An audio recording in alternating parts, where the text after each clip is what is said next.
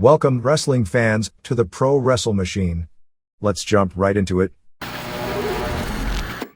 October 23, 2000 Wrestling Observer Newsletter. The Fates of WCW and ECW. By Dave Meltzer. It's come down to the finish line in the story of how the wrestling industry is going to shake down. Exactly what the future of World Championship Wrestling and Extreme Championship Wrestling will end up being is up in the air. And it has never been a more harrowing time to be a full-time pro wrestler in the United States.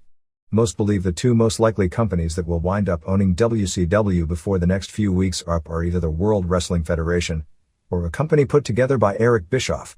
Many sources close to the situation seem to peg the WWF deal as being far more likely, since at press time it appeared the Bischoff Group had taken itself out of the running. The belief is that the WWF would run WCW as a separate company, building up to a promotion versus promotion feud, which wouldn't occur right away, but with both groups under the same ownership, could be saved for a point in time when business is at a lull. There are numerous roadblocks in making a deal with the WWF, among them being the differences in the various contracts. With the exception of a few top wrestlers, that may not be as big a point as it is made out to be, because they have 90-day windows, which means that even with long-term deals, wrestlers can be terminated after 90 days, and with no viable alternative for their talents, McMahon will have virtually all the negotiating power to renegotiate to deals that fit within the parameters of how the WWF does its business with its own talent, and get rid of the talent they have no interest in. That talent will be largely out of luck, at least unless another viable company is opened up, and that under the best of circumstances is a year away. With ECW having no ability to hire talent that would be cut loose, and any alternative promotions not paying anything significant in this country, depending on who the WWF wants and doesn't want under this scenario, there would likely be some big-name wrestlers about to undergo a major change of lifestyle. There are a few of the major contracts negotiated with top talent by Barry Bloom, most notably Kevin Nash, and it is believed Steve Borden, Sting, as well, that don't have those 90-day clauses, and they are $1.625 million per year app deals, which would put their guarantees ahead of virtually everyone sans a Steve Austin in the WWF, creating a potential imbalance. Both Borden and Nash have about 1 year remaining on their current deals. Bill Goldberg, who has nearly 3 years left on his contract at a reported $1.5 million guaranteed, would be a deal that may create even more controversy within the WWF locker room and also be an aberration to the WWF pay scale. Scott Hall, whose contract was the same as Nash's, was released on October 16, with the company claiming it was due to a breach for unprofessional conduct from February on the Australia tour. Those contracts could be major deal points, but there is always the possibility that TBS will pay off a percentage of those deals just to make a WWF deal, if timing is of the essence, which it appears to be. There is also the Hulk Hogan question. Hogan has been aligned with Bischoff, who, ironically, if the WWF buys WCW, might be under contract with the WWF at that point. Whether Hogan would go to WWF, or if McMahon would want him and in what role, will play a pivotal role in the future. Those close to Hogan indicate a relationship between the two, should the company be sold, is something he's expecting, as Hogan was feeling whether McMahon or Bischoff got WCW. Either way, he's going to come out strong. Like Hogan or not, because of his name value, viable money could get behind an alternative project and company startup more than with any other wrestler in the industry, with the possible exception of The Rock, and he's under a long-term contract. Hogan is still under contract to WCW, but if he doesn't wind up with the WWF, he would almost certainly resurface in a new company. At the same time, there is said to be considerable unrest in the WWF dressing room over the possibility of McMahon buying WCW, both because it would remove all negotiating leverage from every major player in the game, and because even if run temporarily as two separate companies, there can only be a finite number of top guys making top money, and this throws several dozen new names into that competition for positions in a crew that has far lower guaranteed salaries as compared with the money they are earning at present, because WWF business is booming. The key is that TBS and TNT want to retain the primetime programming no matter who they sell the company itself to. What would also seem to work in McMahon's favor is that McMahon would seem at this stage of the game to be by far the better bet in selling the company to someone that would produce ratings for the station as opposed to any other potential suitor. It may be the right move for TBS, but it's a bad move for the industry, because lack of competition doesn't benefit anyone, including the fans, after the short term of the interpromotional angle has run its course. It certainly doesn't benefit the wrestlers, as whatever chance there was of starting a union is nil, because there are too many mid-level wrestlers for the number of positions available, thus making it impossible to get a group to stick together, especially against a powerful leader like McMahon. During the week, Mandalay Sports and Entertainment issued a business release stating that they were not interested nor were ever interested in buying WCW. Technically, that was correct, as Bischoff's group, while Mandalay would have a strong affiliation, the company would have been bought and run by a new company formed by Bischoff with outside financing. However, by the weekend, it appeared the Bischoff-led group was out of the running after 3 months of attempting to work out a deal. Sources very close to the negotiations felt it was between 70 and 95% that McMahon would get the company. Most of the negotiations, which were said to have gone past the exploratory stage, but at press time were thought to be far from a done deal, regarding the sale, involved Stuart Snyder, the CEO of the WWF, and lawyer Ed Kaufman of WWF with TBS officials. There have been, nor are there expected to be, any direct involvement in this deal with either McMahon or Ted Turner face-to-face or negotiating with one another. While on the surface, taking over a company with so many losses would seem like a bad move, it would give McMahon the first actual monopoly, with an estimated 97% market share of the industry in North America, in the history of American pro wrestling, something he'd spent nearly 2 decades working for. Many people have already brought up how antitrust laws and the Justice Department would react to a merger of 2 public companies giving one basically a monopoly of the industry, and that's a question nobody can answer, because it is pro wrestling and somehow that falls beneath a lot of people's radar. The only other period of time when it appeared McMahon had a chance to accomplish this was in 1988, when his leading rival, Jim Crockett Promotions, was on the verge of bankruptcy, but Turner Broadcasting purchased the company from Crockett in order to maintain what at the time was highly rated weekend programming. But even then, some of the older territories like the AWA and Memphis were still around, although they weren't national competition and are probably no different than the fact ECW would still be around now. The situation is similar today, only this time Turner Broadcasting needed to dump the company so it wouldn't get in the way of the America Online/Time Warner merger, but Turner Broadcasting still wanted to maintain its higher-than-average rated first-run wrestling programming. If the deal goes through, it would also ensure McMahon's position as the most powerful person in the industry, a position he's held most of the past 2 decades, would go unchallenged for many years. It would be virtually impossible for a company to start from scratch to oppose a company with that kind of market share, control of virtually all marketable talent, and legacy almost as hard as, ironically, competing against the National Football League. It is far too soon to know the structure of how WCW would be organized and what the goals of the company would be. Thus who would be retained and in what position couldn't even be speculated on. Of the big names, certainly Bret Hart and Lex Luger's careers appear in grave jeopardy. Hart, 43, is under contract to WCW through November 30, 2002, as the company sent him word this week they were approving the option that he had signed for some time back. However, the company has the contractual right to terminate him with no notice because he's been out of action with an injury longer than 90 days. His doctor this week notified WCW that they were awaiting final test results and a final re-evaluation of those results, which would be in about 2 weeks and would tell the tale of whether he will wrestle again. Luger, 42, whose stock in the business has fallen greatly over the past year, left McMahon with no notice in 1995 and hasn't been highly regarded by Titan Sports ever since. The Hart MC Mahan story is something that will be no doubt at some point be made into yet another movie. Hart's in-ring future career has been in question for months, and some announcement one way or the other had already been expected shortly regardless of any sale of the company. Although he has already had a contract extension that would take him into next year, he probably could be terminated in some form due to the injury. One would think Vince Russo's future would also be in jeopardy.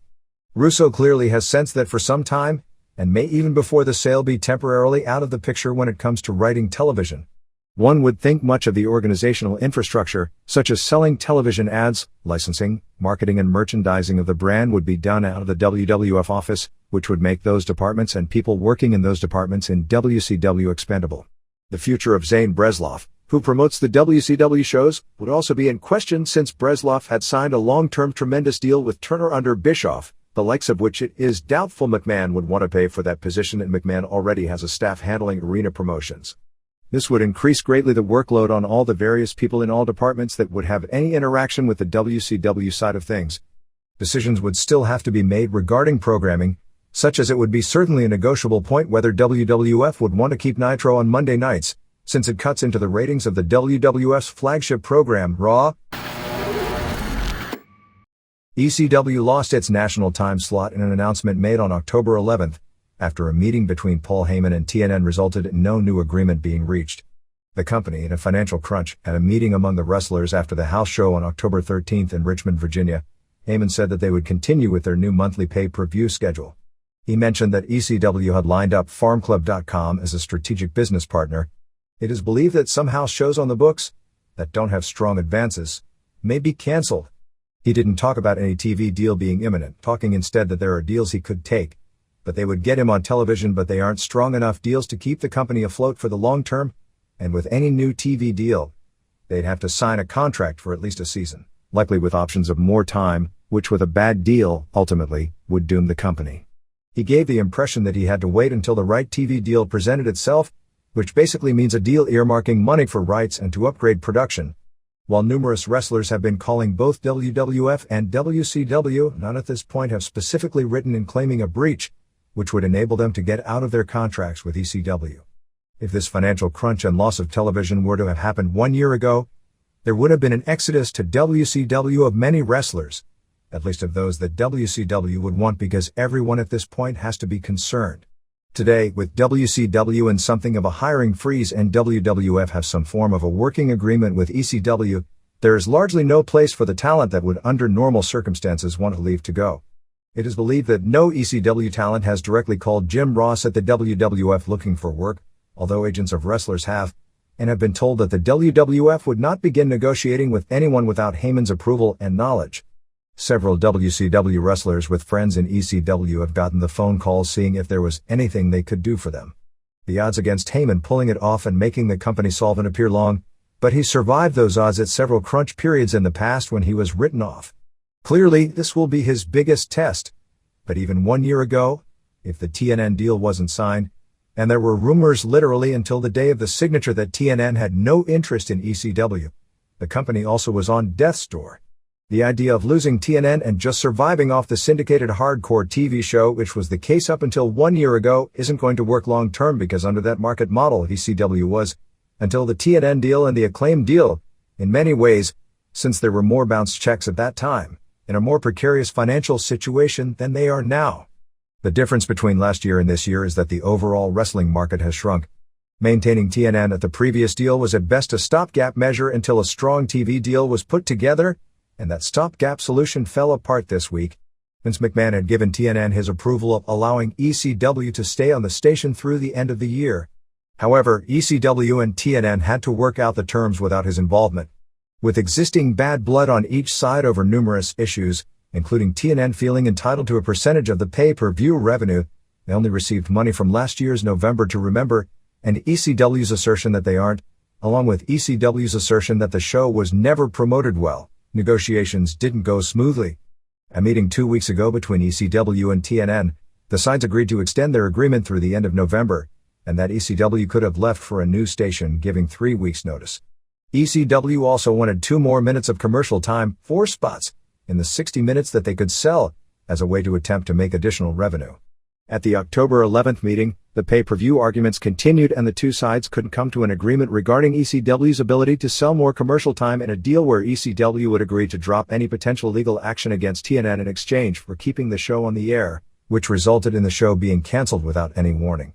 To make things worse from a timing standpoint, the day after TNN announced the cancellation of ECW, effective immediately, the Parents Television Council issued a media warning regarding ECW's negotiations with USA Network, denoting ECW as even worse than the WWF as it pertains to content. While the PTC's warning as far as timing couldn't have been worse, a far stronger factor than the PTC as it pertains to ECW on USA is that Barry Diller is very concerned with the current political climate regarding television content. There are various contradictory stories as to what the true chances of ECW landing on USA Network are. Although he lost the match to Toshiaki Kawada in this year's Japanese version of the Match of the Century on October 9th at the Tokyo Dome, but with his performance, it was probably the first time in Kensuke Sasaki's career that he came across as what they wanted him to. Sasaki has headlined sellout Tokyo Dome shows before against both Keiji Muto and Shinya Hashimoto, as well as had a lengthy prior reign as IWGP champion, but he was never really over like Muto, Hashimoto, and Masahiro Chono. Insiders knocked him because he wasn't a great worker, and it was felt his success was just Booker Ricky Choshu's way of living through his protege. But as champion, and placed in the role as the company representative in an interpromotional battle against All Japan, similar to the role Muto and Hashimoto played in 1995-96 in the Nobuhiko Takada feud. When he came out for the Dome show, he was the star and he was the man representing New Japan and its fans in the latest Dream match. Kawada and Sasaki, both in the biggest matches of their careers, killed each other for the sake of getting the match over, and succeeded with a match that, if anything, exceeded expectations that many felt because of Sasaki. It didn't have a chance to even live up to. By their participation in what will go down as an historic match in Japan, it seemed to elevate both men. In the case of Kawada, whose career seemingly peaked a few years back, his not switching to pro wrestling Noah seemed to be the greatest career move he ever made. For Sasaki, being the guy with the belt at the time the program presented itself, he was in the right place at the right time, and put on the right performance to perhaps finally make fans see him as one of the symbols of New Japan at a time when Hashimoto has been devalued and both Muto and Chono are shells of their former selves due to injury, and at a time when Yuji Nagata and Satoshi Kojima simply aren't ready, not as workers, but as being accepted by fans as world beaters, and Manabu Nakanishi may never quite be accepted in that spot because he's not a good worker for such a position in the eyes of the fans. The match, aside from drawing a sellout 64,000 fans, also drew an 8.6 rating on tape delay on TV Asahi from 11 p.m. to midnight that night. With the main event put on first, it no doubt drew the largest rating, although we don't have a match-by-match breakdown. 1. Kawada pinned Sasaki in the non-title match in 1938. There was some garbage thrown at Kawada coming down the ramp, but nothing like when Atsushi Onita worked the Dome. Kawada looked nervous as hell in the ring. Both guys trimmed down, but Sasaki in comparison looked noticeably thicker. The punch that supposedly knocked out Kawada to the temple was one of the first moves of the match, and it looked to be a worked spot to get the brutality over. Kawada sold it as a knockout, as opposed to reacting as one would from a real knockout. Sasaki mounted Kawada and punched, but the ref broke it up. Kawada then mounted Sasaki and started punching him. Kawada got Sasaki's back and got a choke, but being only 4:30 into the match, fans didn't believe it was time for a finish. Sasaki came back with the first of a million stiff lariats. They traded stiff chops with no selling, then very hard open-handed blows to the face, which were really dramatic because the blows were stiff with sweat flying everywhere. It might as well have been a shoot with what these guys were taking. Kawada hit an Enzui Jiri and 2 high kicks, some middle kicks, and a kick to the face, which was brutal. He kept up on Sasaki, kicking the hell out of him.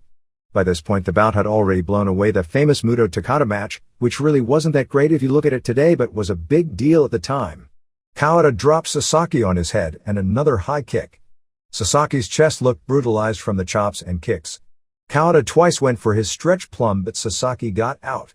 Sasaki finally made his comeback with a lariat and some hard kicks before using his reverse Ipponze judo hip toss, and a one-armed power bomb followed by a shotgun lariat for a near fall. Sasaki got the Scorpion Deathlock on twice with Kawada getting out. Then they did the lariat back and forth no-sell spots. For a number of reasons, I hate this spot whenever it's done in a tough guy Japanese match because it just exposes the lariat as a move. These guys were killing each other with lariats and just standing there taking them. Finally Sasaki put Kawada down, but Kawada came back with a high kick. He hit another high kick and an Enzui Jiri, then 2 more Enzoi Gyrus before Sasaki blocked the 4th Enzui Jiri with a lariat to the calf.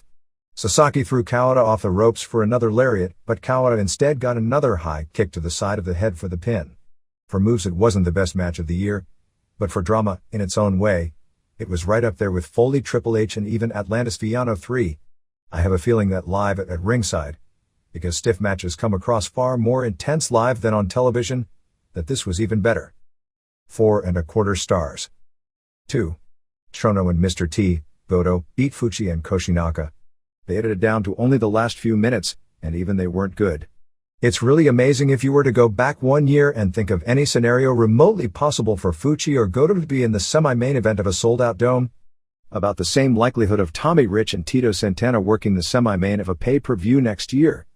Goto stinks and putting a mask on him doesn't make him any better.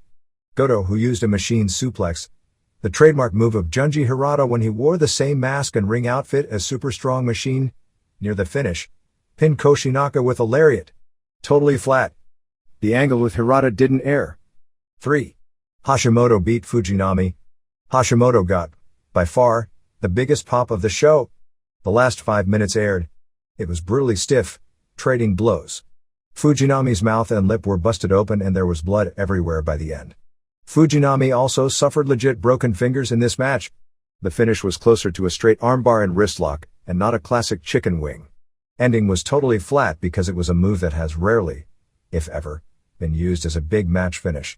Up until that point it seemed pretty good, and because of the stiffness, was probably better live. The Monday night ratings have taken a tumble, with the total audience falling to new lows each of the past 3 weeks. For October 16th, Raw drew its lowest rating in its regular time slot since 1998 with a 4.83 rating, 4.56 first hour, 5.06 second hour, and a 7.2 share. Nitro didn't pick up the slack, drawing its lowest rating for a show in its regular time slot, with the exception of the April 3rd taped highlights show, which did a 1.78. Since the early weeks of the show in 1995 with a 2.33 rating, 2.71 first hour, 1.96 second hour, and a 3.4 share. The total head-to-head audience was 7.6 million, falling even below the 7.7 million figure for the July 3rd holiday Monday night show to make it the lowest in years. That number can't be explained because of competition, because the night was far easier than Thursday, when WWF drew a strong SmackDown rating, and easier than most of the recent Mondays.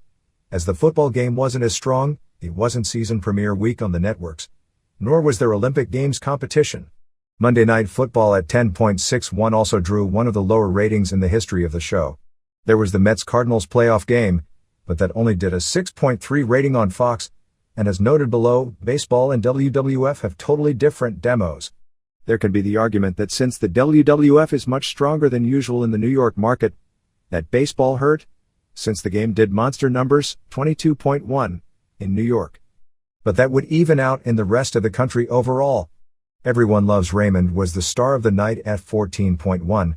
The Raw main event with Edge and Christian and Rock vs. Hardys and Lito was the lowest rated Raw main event since January 4, 1999, doing a 5.06 rating. Nitro's main event of Sting vs. Nash at 1.82 was the second lowest rated Nitro main event in history.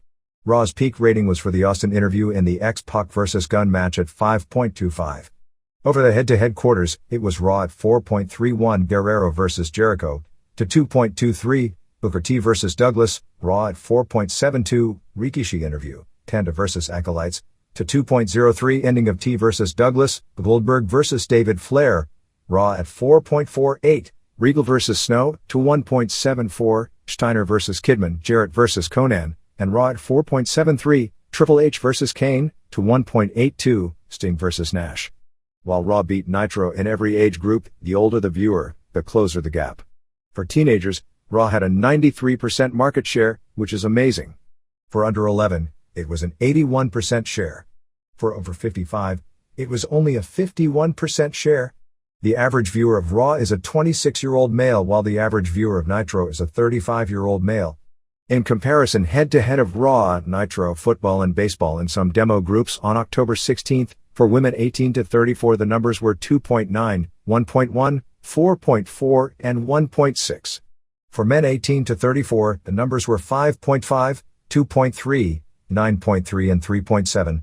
For teenagers the numbers were 6.5, 1.0, 3.8 and 1.6. For under 11, they were 3.0, 1.0, 2.2 and 1.5. For October 9th, Raw with the Driver Mystery storyline drew a 5.36 rating, 5.03 first hour, 5.69 second hour, and an 8.1 share. Nitro from Brisbane, Australia drew a 2.52 rating, 3.14 first hour, 1.91 second hour, and a 3.7 share, which I believe to be the lowest audience share in the history of the show. The second hour I also believe to be the lowest rated hour in the history of the show. The total audience watching wrestling during the head-to-head hour of 8.16 million was slightly lower than the previous week, making it at that point in time the second lowest number of viewers for Monday Night Wrestling, behind only the July 3rd show over the past couple of years. Monday Night Football with the Vikings vs. Buccaneers did a strong 14.88 rating and 25 share, and the number was in the same ballpark by CBS Everyone Loves Raymond both in the head-to-head hour. Raw peaked at a 6.42 rating for the overrun, where Foley revealed Rikishi as the driver. The Raw main event going unopposed with Rock and Rikishi vs. Kane and Angle drew a 5.74 rating, making it up until this past Monday, the lowest rated main event of the year. The Nitro main event of Sting vs. Steiner drew a 1.87 rating, which was also the lowest rated main event of the year until this past Monday and one of the lowest rated main events in the history of the show. Probably the most alarming stat is that Nitro dropped from a 3.4 to a 1.9 when Raw started, meaning that 44% of the Nitro audience switched to Raw when the show started, a number which is totally unprecedented. Head-to-head numbers were Raw at 5.03 Foley and Michaels interview to 1.93 Jarrett Sting Angle Sanders and Nash vs. Booker and Kat. Raw at 4.86 Lita vs. Jackie Foley interrogates Deborah to 1.91 Goldberg vs. Vito. Raw at 5.00 Raven vs. Blackman and Foley interrogates Linda to 1.94 Awesome vs. David Flair and beginning of Conan vs. Storm. And finally Raw at 5.23 Benoit and X-Pac vs. Jericho and Triple H to 1.87, ending of Conan vs. Storm, Steiner vs. Sting. SmackDown on October 12th did a 4.88 rating, 5.67 true equivalent, and 7 share, which has to be considered good considering it was going against some tough competition including the debut of Friends, 16.6 and 18.0 for 2 new episodes, and the Mets-Cardinals game at 7.0, which did beat SmackDown handily in every quarter. It was 5th among the 6 networks, only beating WB's shows aimed at the teenage women Demo, Gilmore Girls and Charmed. SmackDown still beat baseball in 18 to 34, 3.6 to 2.8, teenagers, 6.6 to 1.5, and kids 3.8 to 0.9. But baseball killed wrestling among ages over 35.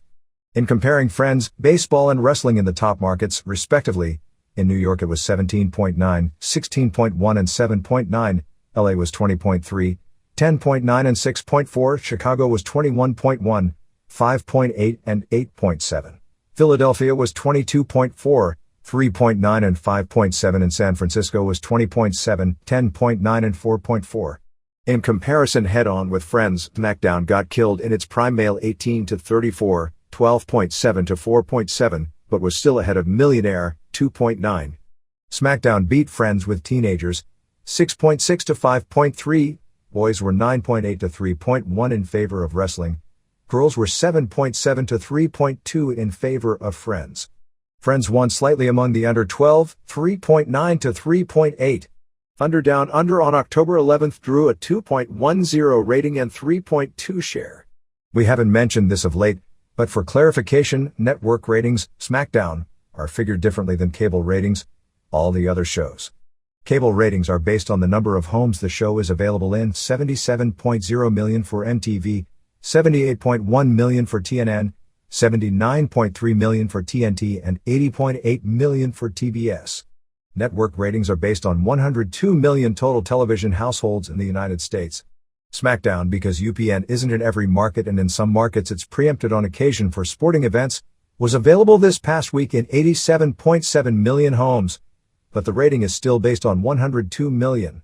That's why, generally speaking, the first rating that comes out based on the metered markets is always higher for SmackDown and in reality a much more fair representation than the more quoted final rating number.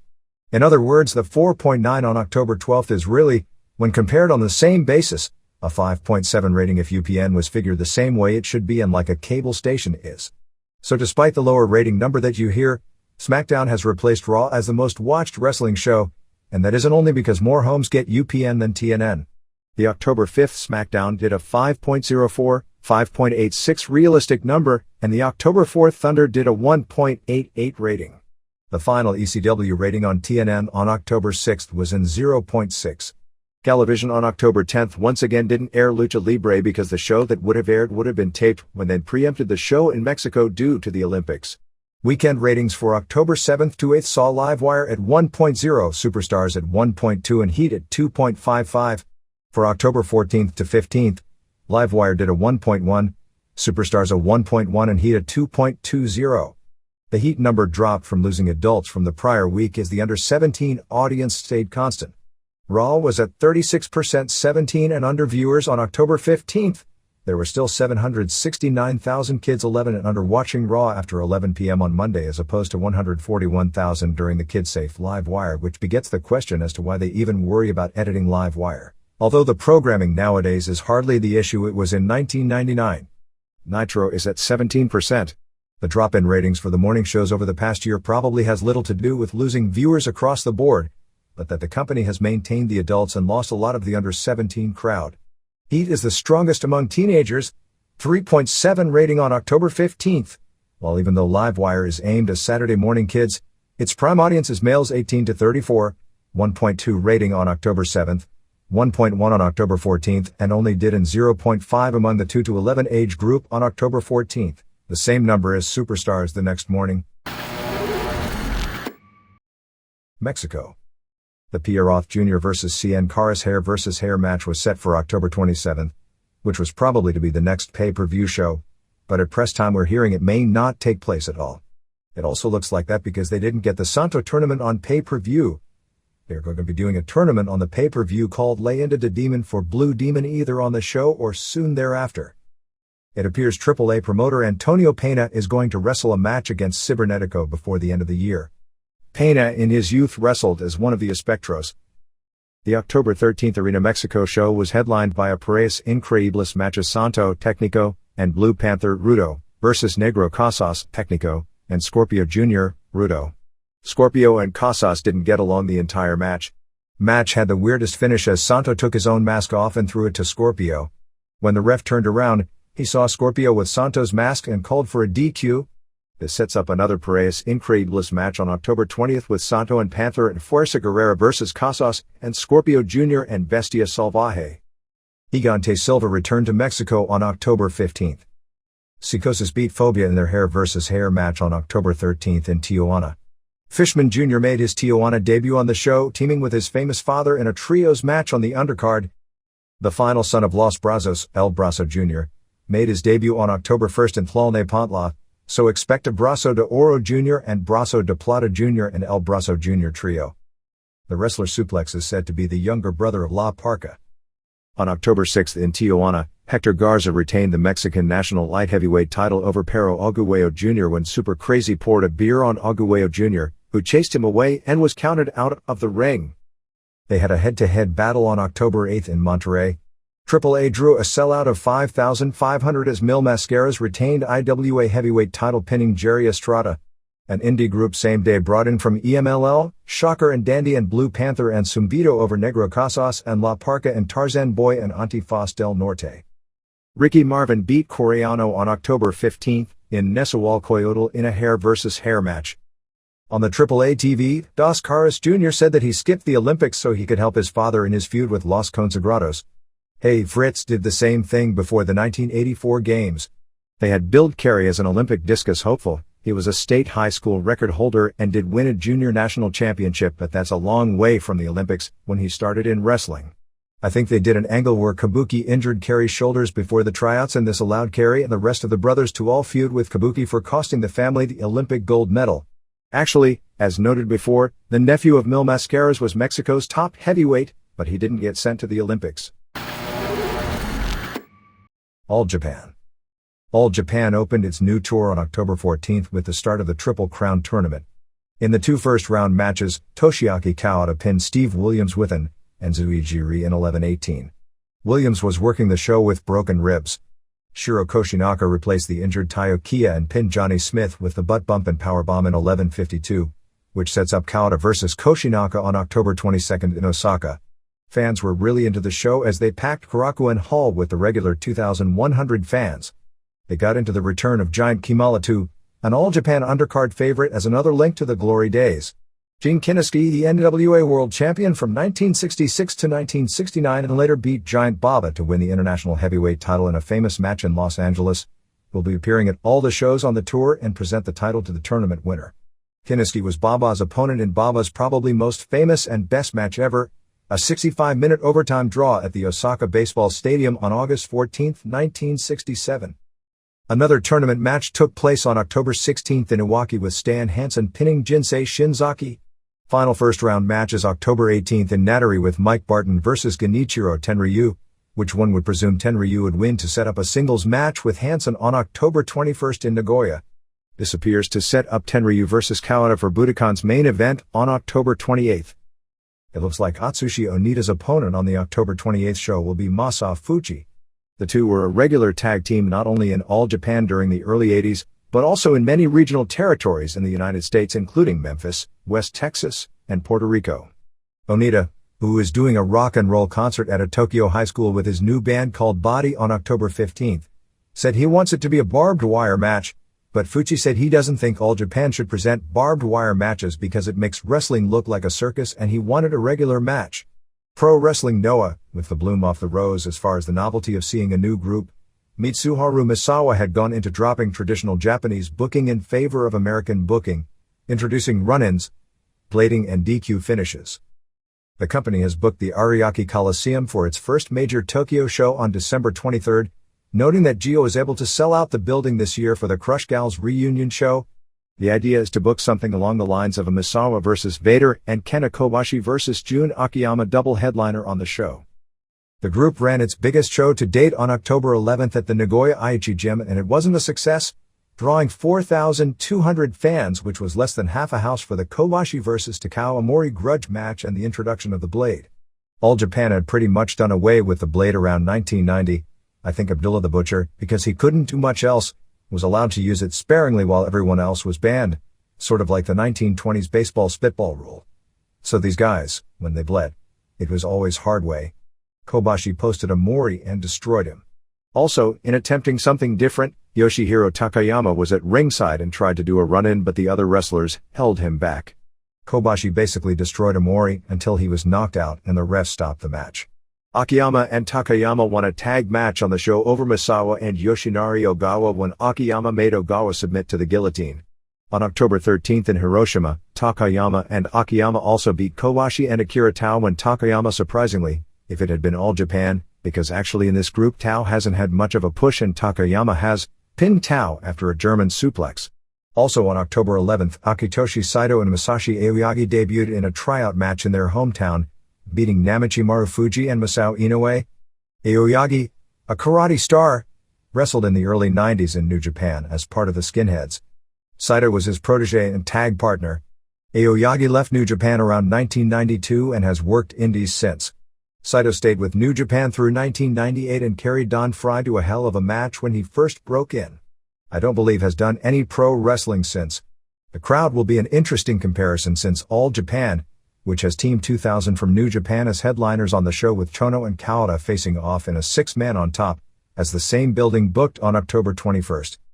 The October 13th debut in Hiroshima also failed to sell out despite a strong main event plus the first Misawa Vader lockup since the injury angle with only 2,100 fans. Misawa and Ogawa faced Vader and Too Cold Scorpio, only going 5:04 before Misawa got the armbar. Vader broke the move and went crazy, pounding everyone in sight including the refs, partner Scorpio and 10 other wrestlers who tried to contain him for a DQ finish. The public reaction to this will be most interesting. This group now has TV in Osaka on Mainichi TV, with the first show on September 25th drawing a 3.6 rating, which was considered successful. The belief is that NTV will begin airing this group in April. Misawa on October 5th said that the group was going to create singles, tag team and junior heavyweight belts shortly. When asked about the TV situation, he said right now it's difficult to get on NTV. NTV had backed the group and they were originally to start in September, but due to legal threats by All Japan, the situation is on hold and neither group has network TV. New Japan. The IWGP title, that Kensuke Sasaki vacated on October 9th, will be decided in a one-night tournament on the Jan. 4th Tokyo Dome show. New Japan wants Kawada to be part of the tournament. New Japan announced the lineup for its G1 Tag Team Tournament which starts November 17th in Shiojiri and ends on November 30th at the Hiroshima Sun Plaza Arena. Teams will be Manabu Nakanishi and Yutaka Yoshi, Masahiro Chono, and Scott Norton, Yuji Nagata, and Takashi Iizuka, Hiroyoshi Tenzan and Satoshi Kojima, and a team captained by Sasaki and another team captained by Shinya Hashimoto. They also announced that during the current tour, there will be 19 matches, 5 singles and 14 tags, involving G-Eggs against Team 2000, with the team that wins 10 or more matches able to book the December 10th big show in Nagoya. Hashimoto, when he returns full-time, is going to start his own group. They are also doing a feud with Junji Hirata, going back to his old masked gimmick as Super Strong Machine to feud with Tatsutoshi Goto, who will wear a similar mask as Team 2000 Machine, stemming from the Tokyo Dome angle. Their first singles match will be October 20th in Fukuoka. With Shiro Koshinaka playing the part of being in All Japan for the current feud, he won't be booked on New Japan cards and will be a regular on the All Japan tours. Tada Yasuda is out of action with an illness. Hashimoto has the current tour off except for October 20th in Hakata Star Lanes but will be on the road full-time for the tag team tournament. Major show ending the next tour, which started October 12th, will be October 29th in Kobe World Memorial Hall. Has Akira vs. Kashin, Liger vs. Kanemoto, Super Strong Machine vs. Team 2000 Machine, Takaiwa vs. Minoru Tanaka for the IWGP Junior title, Yoshi and Brian Johnston and Nakanishi vs. Don Fry and Norton and Chono, and main is Sasaki vs. Nagata, which is now non-title since Sasaki vacated it. Aside from Fry, Norton, and Johnston, I believe the only foreigner being brought in for the tour is Dr. Wagner Jr. September 30th TV show was uneventful except for the interpromotional stuff. It started with Kawada doing an interview. He came out to a huge pop. Sasaki then came out to an even bigger pop. When Sasaki got to the ring, Kawada walked off, kind of semi-heelish, although he only got a few boos. Koshinaka and Yoshi beat Tenzan and Fry in a dead match when Koshinaka pinned Tenzan after a powerbomb. Nagata and Iizuka beat Brian Johnston and Sasaki when Nagata made Johnston submit to the Nagata lock. Iizuka, Nagata and Sasaki were good, but Johnston dragged the match down. Nakanishi pinned Kojima after a spear. Good match. Best on the show, probably in the 2 3/4 stars range. Highlight was Nakanishi using Kojima's move, the Diamond Cutter, on him. They showed the last 2 minutes of Nakanishi also pinned Michiyoshi Ohara after a spear. It didn't look like much. Main was the interpromotional bout with Chono and Tatsutoshi Goto versus Taiyo Kiya and Fuchi. Too bad that Kiya, the one they put over strong, is now injured. Match only went 2:18, so they went out at a fast pace, and because of the angle, the crowd was into everything, but it isn't like anyone did anything special. Kiya cleanly pinned Goto after an Hawaiian Crusher, which is a version of the Diamond Cutter. Other Japan notes. Weekly Pro Wrestling released its 1000th issue, dating back some 20 years, for the issue that came out this past week with October 24th date. Akira Maeda, 41, on October 7th, said that he would like to come out of retirement for one more match with Karelin, but said it would be very difficult to put it together because Karelin is in the Russian diet. Maeda actually tried to publicly take some credit for the Gardner win by saying he gave Karelin leg damage from low kicks in their pro wrestling match in 1999. Might as well take credit for causing the finish for what historically is considered the biggest Greco-Roman match in history. Maeda also said that he didn't think Dan Henderson would join Pride. He also spoke of wanting to put on a 10-year anniversary of the Ring's promotion show for 2001 where he would come out of retirement for a match with Hicks and Gracie, but also said if Naoya Ogawa would have a shot at Gracie, he'd rather Ogawa, who was younger, would get the shot. A correction from last week's report on the Rings show. The match with Antonio Nogueira versus Kiyoshi Tamura ended with Nogueira getting an armbar 229 into the second round, 7-29 overall. We had incorrectly reported it was a first-round finish. Hayabusa Eiji Izaki will be undergoing surgery on both elbows in mid-November after his November 12th pay-per-view match against Koto Fuyuki for the WU title.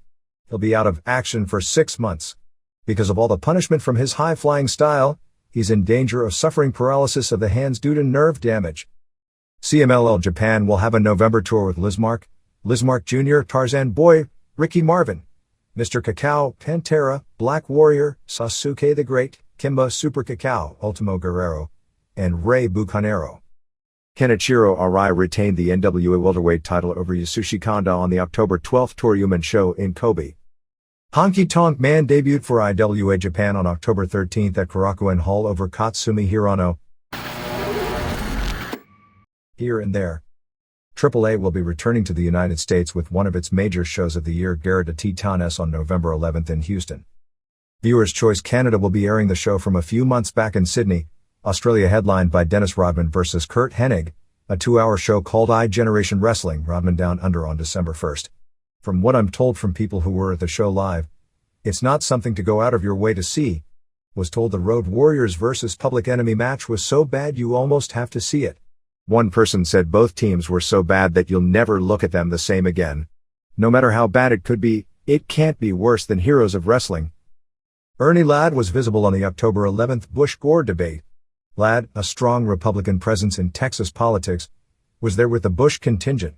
After the debate, both Gore and Bush shook hands with Ladd, who was one of the top stars in pro wrestling, particularly in the 70s after being a football star in the 60s who wrestled during the off-season.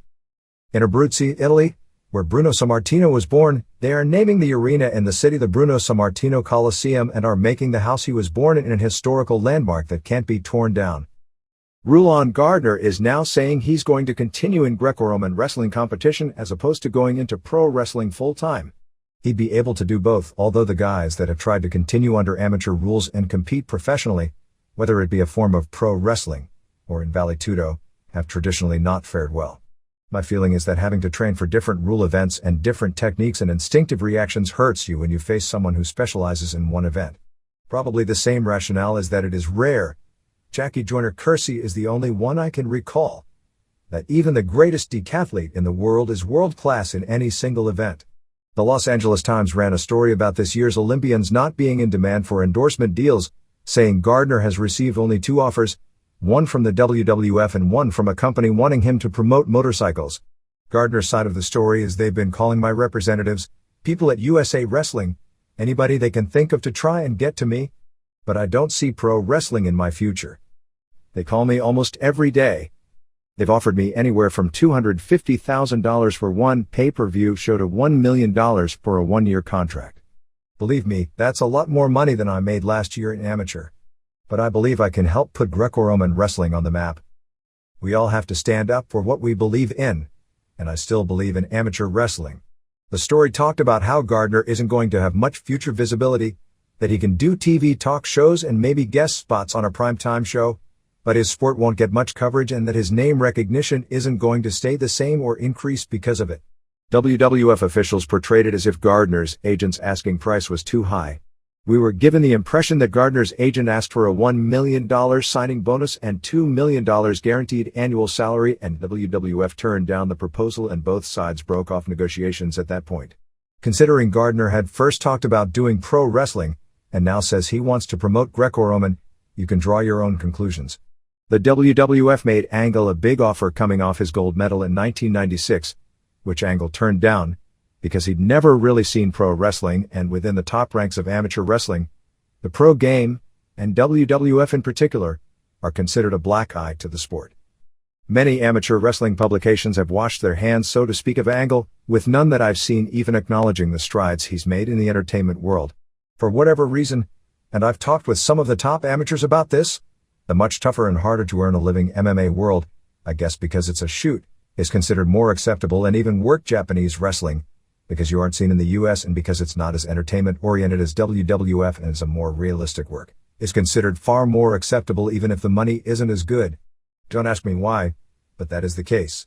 In 1998, when Angle lost his job as a sportscaster in Pittsburgh and the name recognition and endorsements from the gold medal had dried up, he went back to the WWF, took a lesser guaranteed offer than was originally given, did a tryout and was signed. Speaking of Gardner, while this got no press in the US, it was huge news in many countries that on October 14th, Alexander Karelin officially announced his retirement from amateur wrestling. Karelin had told people before the Olympics that he was going to retire. He said he was very sad to end his career with a loss. Memphis Championship Wrestling and Memphis Power Pro continued their interpromotional angle on the live October 14th TV show. Jerry Lawler called up the show early on and said that he and some friends were on the way. About 45 minutes into the show, the word was that Lawler and some friends were there. PPW wrestlers Coco Ware, Charlie Laird and Khan tried to hold the door shut, but Lawler's crew, which included the Mean Street Posse, Thrasher, Joey Abs, K Crush, the Dupes and Tracy Smothers, as well as Kevin Kelly, who worked an indie show later that evening in Laurel, Maryland, broke in. They first attacked Derek King and the Regulators and Slick Rick and were searching for Slash, Wolfie D, and Brandon Baxter. Bill Dundee, who was working for PPW the past few weeks, gave up where Baxter was hiding, and Lawler broke in and found Baxter hiding under a blanket under a table. They were thrown in the ring as well. Lawler said that if fans want to see real wrestling, they should attend MCW shows. They threatened to call the police, and that was the reason the MCW guys left. Baxter then did an interview and promised to invade the MCW house show that night in Memphis and talked Spellbinder, the top face in PPW, into joining the rest of the PPW heel crew and going to the MCW show. Spellbinder agreed to join with the PPW heels but only to face MCW guys. The Wrestling at the Chase special on KPLR TV in St. Louis, put together by former St. Louis TV announcer and promoter Larry Matuszek, was the Mid-American Emmy Award for Best Special Program. If you are a fan of old-time wrestling, the special really is something you should go out of your way to get a tape of.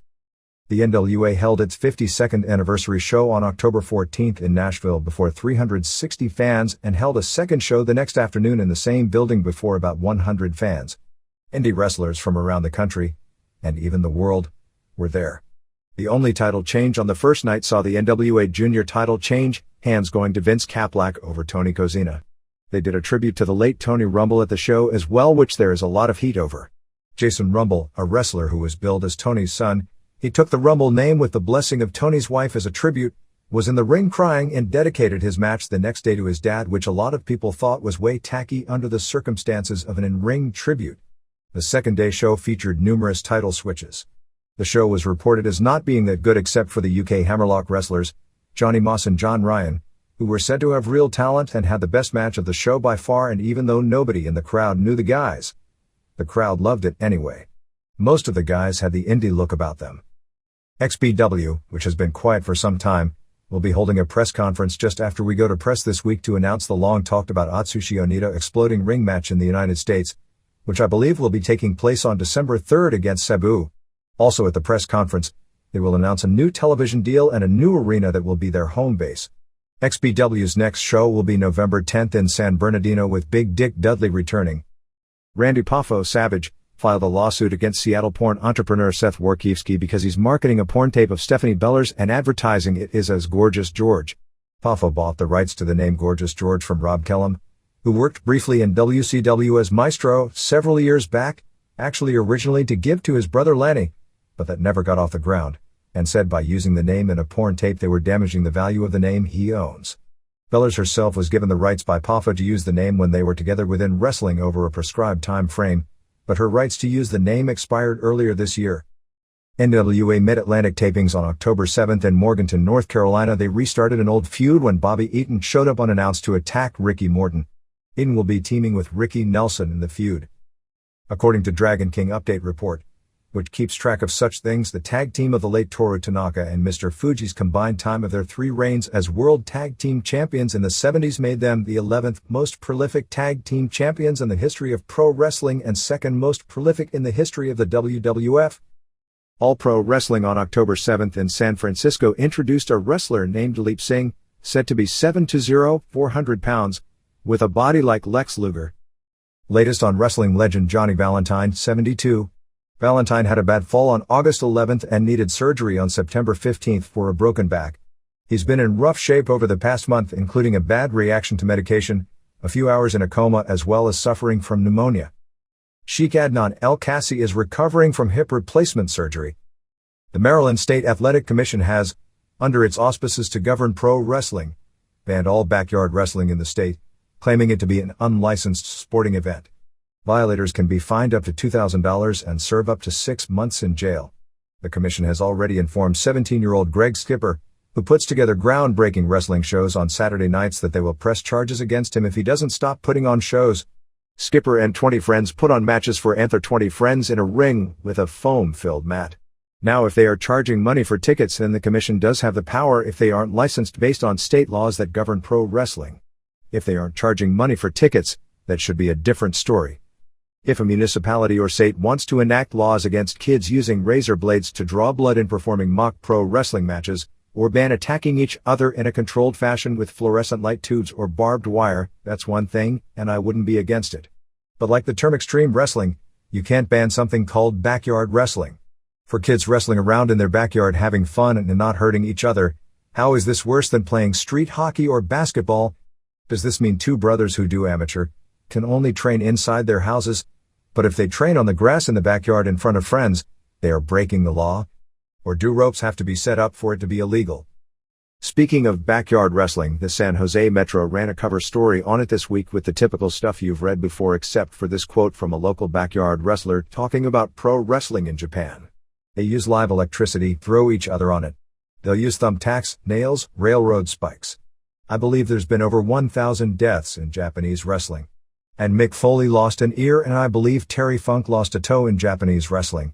He's also one of those people I look up to. Yes, that quote stood right out there with no comment about its lack of accuracy. The local wrestlers also claim they watch Japanese wrestling on local television on the local Japanese TV station. Of course, the local Japanese language station doesn't carry any pro wrestling. WOW is doing another TV taping on November 4th at the Great Western Forum in Los Angeles. Ted DiBiase's son is the starting quarterback at Clinton, Mississippi High School, which is unbeaten and ranked number 1 in the state. Stephanie Bellers, who is yet another gorgeous George, as in Randy Savage's ex-girlfriend in WCW, is now working as a stripper. She had worked as a stripper before meeting up with Savage and getting into WCW, and a very short-lived stint in ECW. Stampede Wrestling has lost its TV due to not being able to afford the production costs for doing any new tapings, and it doesn't seem likely they'll be able to get it back. Much of the top Stampede names, Dick Raines, Jason Neidhart, Jason Anderson, Greg Pavlik and Johnny Devine, have left the company and will work with a new promotion that debuts on October 20th in Calgary. Jim Neidhart, by the way, does anyone want to put an over/under on how long he keeps his WWF job if the Owen Hart lawsuit is settled? Is rumored to also be with a new group as well as Great Gama, who was a mid-80s headliner for the old Stampede in the early Owen Hart and Brian Pillman days. Stampede is going to continue to operate, but only running one show every other Friday night at the Ogden Legion Auditorium near Calgary. Ken Shamrock is scheduled to make a return to pro wrestling on an indie show on October 21st in Brockton, Massachusetts.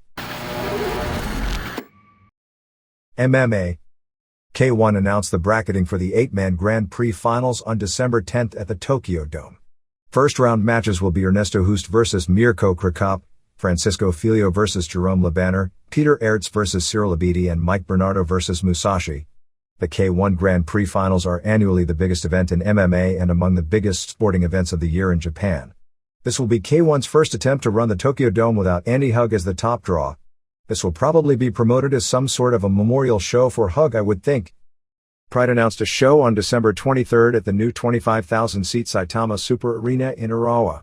The show will be taped for US pay-per-view probably in January, and with tickets ranging from $920, $210, $110 and $65, it's going to have to be a loaded show. The probable main event is Mark Coleman vs. Kazuyuki Fujita. Also on the show will be Renzo Gracie, Ryan Gracie, Mark Kerr, Ken Shamrock, Gilbert Yvel, Igor Vovchankin, Gary Goodridge, Rico Rodriguez, Kazushi Sakuraba, Ensign Inoue, Masaaki Sadake, Alexander Otsuka, and Akira Shoji. Antonio Inoki held a major party on October 11th in Tokyo with 1,000 people paying $92 apiece to attend to commemorate the release of his poetry book. At the party he announced the Naoya Ogawa vs. Masaaki Sadake match for October 31st at Osaka Castle Hall on the Pride Show.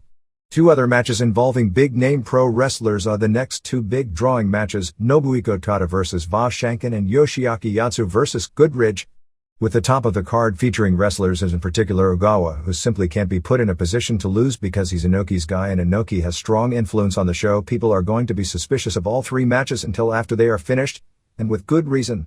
In the case of the Takada and Yatsu match, there are 2 alternatives, neither of which are pretty. Either Takada and Yatsu are both put in a very dangerous position where there is a good chance of them being hurt, perhaps even badly, because Goodridge throws a good punch and Vovchankin throws a great punch, and neither Takada or Yatsu at their age has good punch defense. That or the match is worked and it lessens the risk of them taking a potentially ugly beating. The reality of a promotion in which pro wrestlers are the biggest drawing card almost makes it an evil necessity for survival at the level of being able to do several dome shows per year to work some matches to keep the wrestlers' drawing power strong. At that point, however, you can't call it a sport. Maybe you can, because they call boxing a sport here. 3 other matches have been announced. Tom Erickson, a U.S. Olympic team hopeful as a super heavyweight wrestler who is undefeated in this type of competition, but at 37 or 38, is getting up there in age, faces Heath Herring, who is a young powerful guy who started with the USWF in Texas. Gilbert Yvel faces Wanderlei Silva in what is all the makings on paper of being one of the great matches in history, no exaggeration. The other match announced is Kazushi Sakuraba vs. Shannon Rich. Basically, this is an easy touch for Sakuraba, as Rich is a smaller guy, about 170, with a good physique and colorful personality and somewhat skilled, but has lost fights to such huge names as Victor Hunsaker, Tom Schmitz, Dennis Hallman, Ben Earwood, Kevin Cook, and Steve Berger. Of course anything can happen, but it looks like Sakuraba didn't want to fight on this show because he's fought way too often, but they figured they needed him, so gave him what on paper is a very safe fight. 2 more matches involving Akira Shoji and Alexander Otsuka are to be announced. The November 17th UFC pay-per-view show from Atlantic City, New Jersey appeared in jeopardy over the weekend, but at press time it appears it is going to take place. With the exception of Kevin Randleman vs. Randy Couture for the UFC heavyweight title, no other matches are known. Bernardo won an 8-man K1 tournament on October 9th in Fukuoka before a sellout 10,800 fans in the company's final major show before the Grand Prix finals at the Tokyo Dome. The show also drew a 16.4 rating on the Fuji network for a 2-hour 7 to 9 p.m. Monday night slot, peaking at a 22.4. Bernardo scored 3 quick knockouts, all in the first round, over Jurgen Kruto, Andrew Thompson and Mirko Filipovic. Krikop was the Russian who knocked Bernardo out quickly in a huge upset at last year's Grand Prix tournament, but Krikop had 2 matches that went the distance before facing a relatively fresh Bernardo in the finals. They did something really scary in the tournament. Stefan Liko knocked out Thompson in just 150 in his first round match, but when Liko suffered some broken fingers and couldn't continue in the tournament, they brought out Thompson, who had just been knocked out, for a second round match with Bernardo. Bernardo put Thompson away in just 34 seconds with leg kicks, but thankfully it was kicks to the leg instead of more punches to the head because coming back from more head trauma after a knockout can be dangerous. Dan Severn had to back out of his scheduled match in Guam over the weekend because his knee hasn't recovered well enough from the Pedro Rizzo match. He's hopeful of being back by October 28th. John Peretti and Severn have spoken since the recent articles we've written, and apparently it was not an amicable conversation. Peretti has remained insistent that he didn't make the Severn-Rizzo match. It was largely the idea of Joe Silva, who works for UFC, and that the reason people said it was a great show but not one of the greatest shows in history was because the main event didn't deliver, and he claimed he had several other ideas for Gary Goodridge's replacement. He said he doesn't want Severn to fight, at 42, in the show or referee in the show, and people critical of what he said on the show about Severn should focus on his performance that night, saying it wouldn't be good for the show to have a 42-year-old man on the ground with blood coming out of his ear. That didn't happen in the fight, although I guess he meant it potentially could have. ECW. Regarding Juventud Guerrera, Heyman said that while he loves his talent, the timing is wrong. Most close to the situation believe that Heyman would hire Guerrera if 1 or 2 of the major stars were to leave, freeing up some budget money, but at this point, Heyman admitted the timing is wrong for bringing anyone new in that would cost money. He said until the right TV deal comes in that would give him money to work with, he can't afford to add anyone to the payroll, and also felt with the regular crew being behind in money, it would in a sense be a slap in the face to them. With morale bad due to all the problems, the weekend shows on October 12th in Salem, Virginia and October 13th in Richmond, Virginia were said to be lackluster. Richmond crowd was very small and, as is usual, for ECW in Richmond, not very vocal. Lynn vs. Anderson for the title drew no heat. Credible missed the show due to the injury from the night before as he landed badly on a bump on the floor, and it was feared he suffered a concussion. New Jack and Willie beat Baldies in the final match, reported as a boring brawl that went way too long. The most disturbing part of the show is a kid, looking to be about 10, who was hit during the brawl in the crowd and holding an ice bag to his head, was brought into the ring while New Jack, covered in blood, screamed an obscenity-laced promo and got the kid to chant ECW, and then let the kid pose in the ring with his Mr. Pogo-like dagger. Viewers' Choice Canada has agreed to continue broadcasting the ECW pay-per-view events even though the company has no television in Canada with losing TNN. Credible's injury took place in the 6-man main event with New Jack and Sandman and Chili Willy over Credible and Baldies. Pat Tanaka showed up during the show and attacked Spike Dudley before Blue Boy made the save for Spike. Super Crazy is expected back on the November 5th pay-per-view. At least that was the plan as of early in the week. Van Damme had the weekend off because he was filming a movie in Thailand, and Whipwreck had it off because of a wedding. Van Damme will also be missing the shows this coming weekend in Battle Creek and Ypsilanti, Michigan. Since nearly everyone had to drive into Virginia because they couldn't afford to fly the whole crew in, guys were given the option of not driving in and it wouldn't be held against them. The only ones who didn't drive in were Graziano and Mahoney. If the idea for hardcore TV is to pick up the slack left by the cancellation of the TNN show, the October 14th show didn't accomplish that purpose, coming off like an even more minor league throwaway due to the poor lighting and lack of names throughout the show. The upside is that even though the crowd in Milwaukee was down in numbers from previous appearances, it was still a hot crowd and there were no visible empty seats on the air. They opened with Lynn out, and before he could barely get words out of his mouth, Credible and Francine came out. Credible blamed Francine for not stopping New Jack from doing the run-in as a ref in the match he lost the title to Lynn. Francine got mad, basically saying until he gets the belt back, there's no more oral sex nor any orgasms. This brought out Corino, Dawn Marie, and Victory. Credible and Corino brawled while Rhino came out and spread Lynn, and then Corino and Credible started caning Corino, who juiced. They pushed that there would be a title match with Lynn versus Corino on the October 28th TV show, which is being taped this coming weekend. York and Matthews beat Diamond and Chetty when Chetty walked out, and ended up brawling with Nova in the aisle. In the ring, York and Matthews did a double team on Diamond, which was a Frankensteiner off the top followed by a splash off the top. Nothing wrong with the match, but it had that minor league feel. Louis dangerously ended up hitting Nova with the phone during a pull-apart brawl with Chetty, disguised as a member of Atlas Security. FBI beat During and Roadkill again when Graziano interfered. After a ref bump, he leg dropped During and choke slammed Guido and put both FBI guys on top for the pin. They pushed hard the idea that During and Roadkill needs someone in the corner to counter Graziano.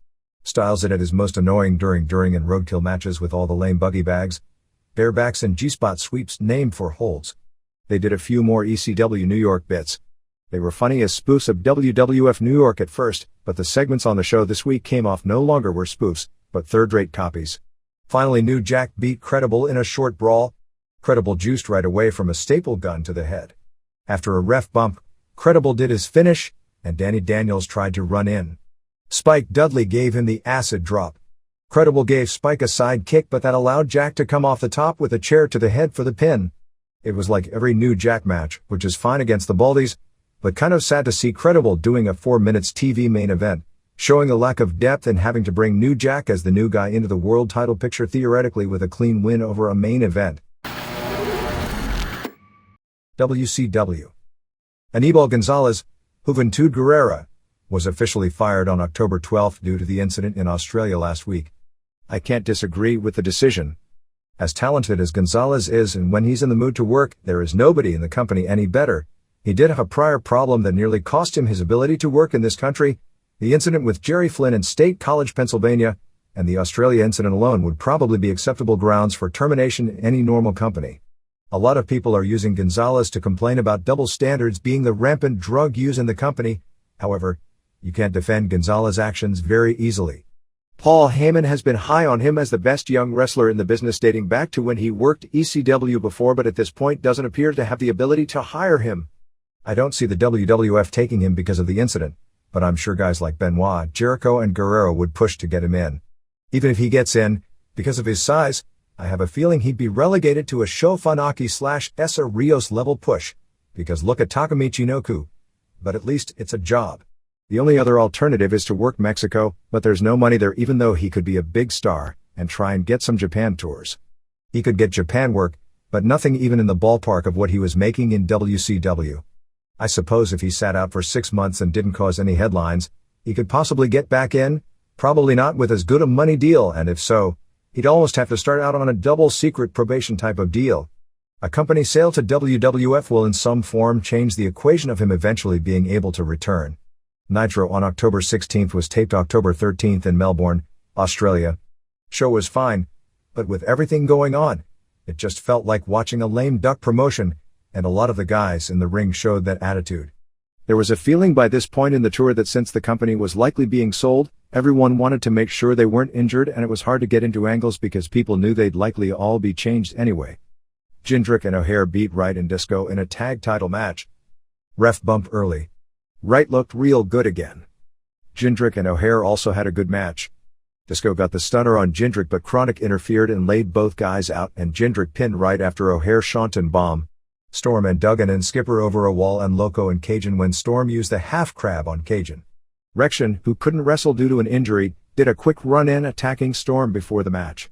Skipper took a Nestia plunge off the apron backwards through a table.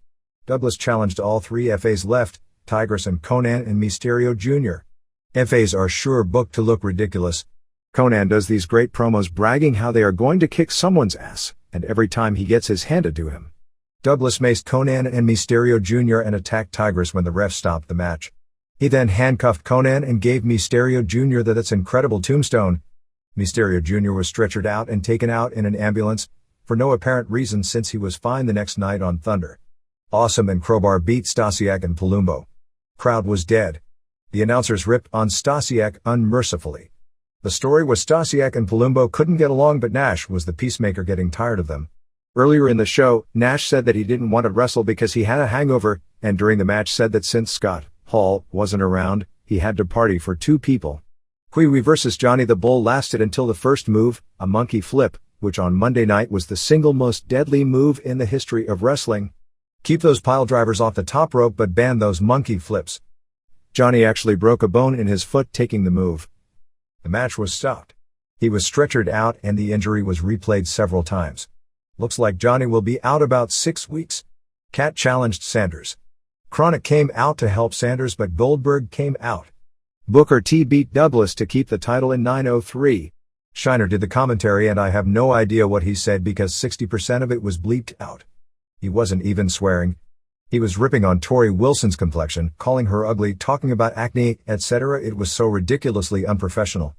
Could you imagine in the WWF any wrestler going on the air and ranking on the looks of any of the women, saying they need 6 hours of makeup to look decent?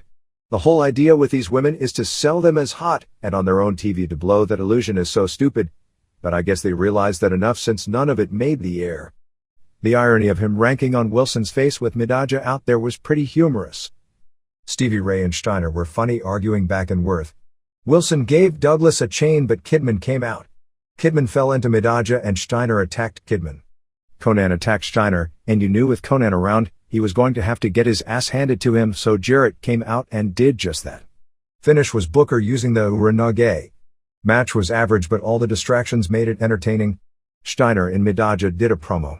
Midaja spoke Spanish, probably because she figured whatever she wanted to say, the censors would let it through. It worked, except that 90% of the audience or more had no idea what she said or why she was talking Spanish. Goldberg destroyed David Flair in 1:04.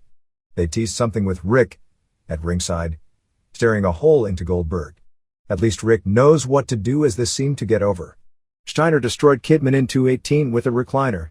With Steiner headlining the pay-per-view going for the title, he had to win clean, but he didn't have to make Kidman look that weak.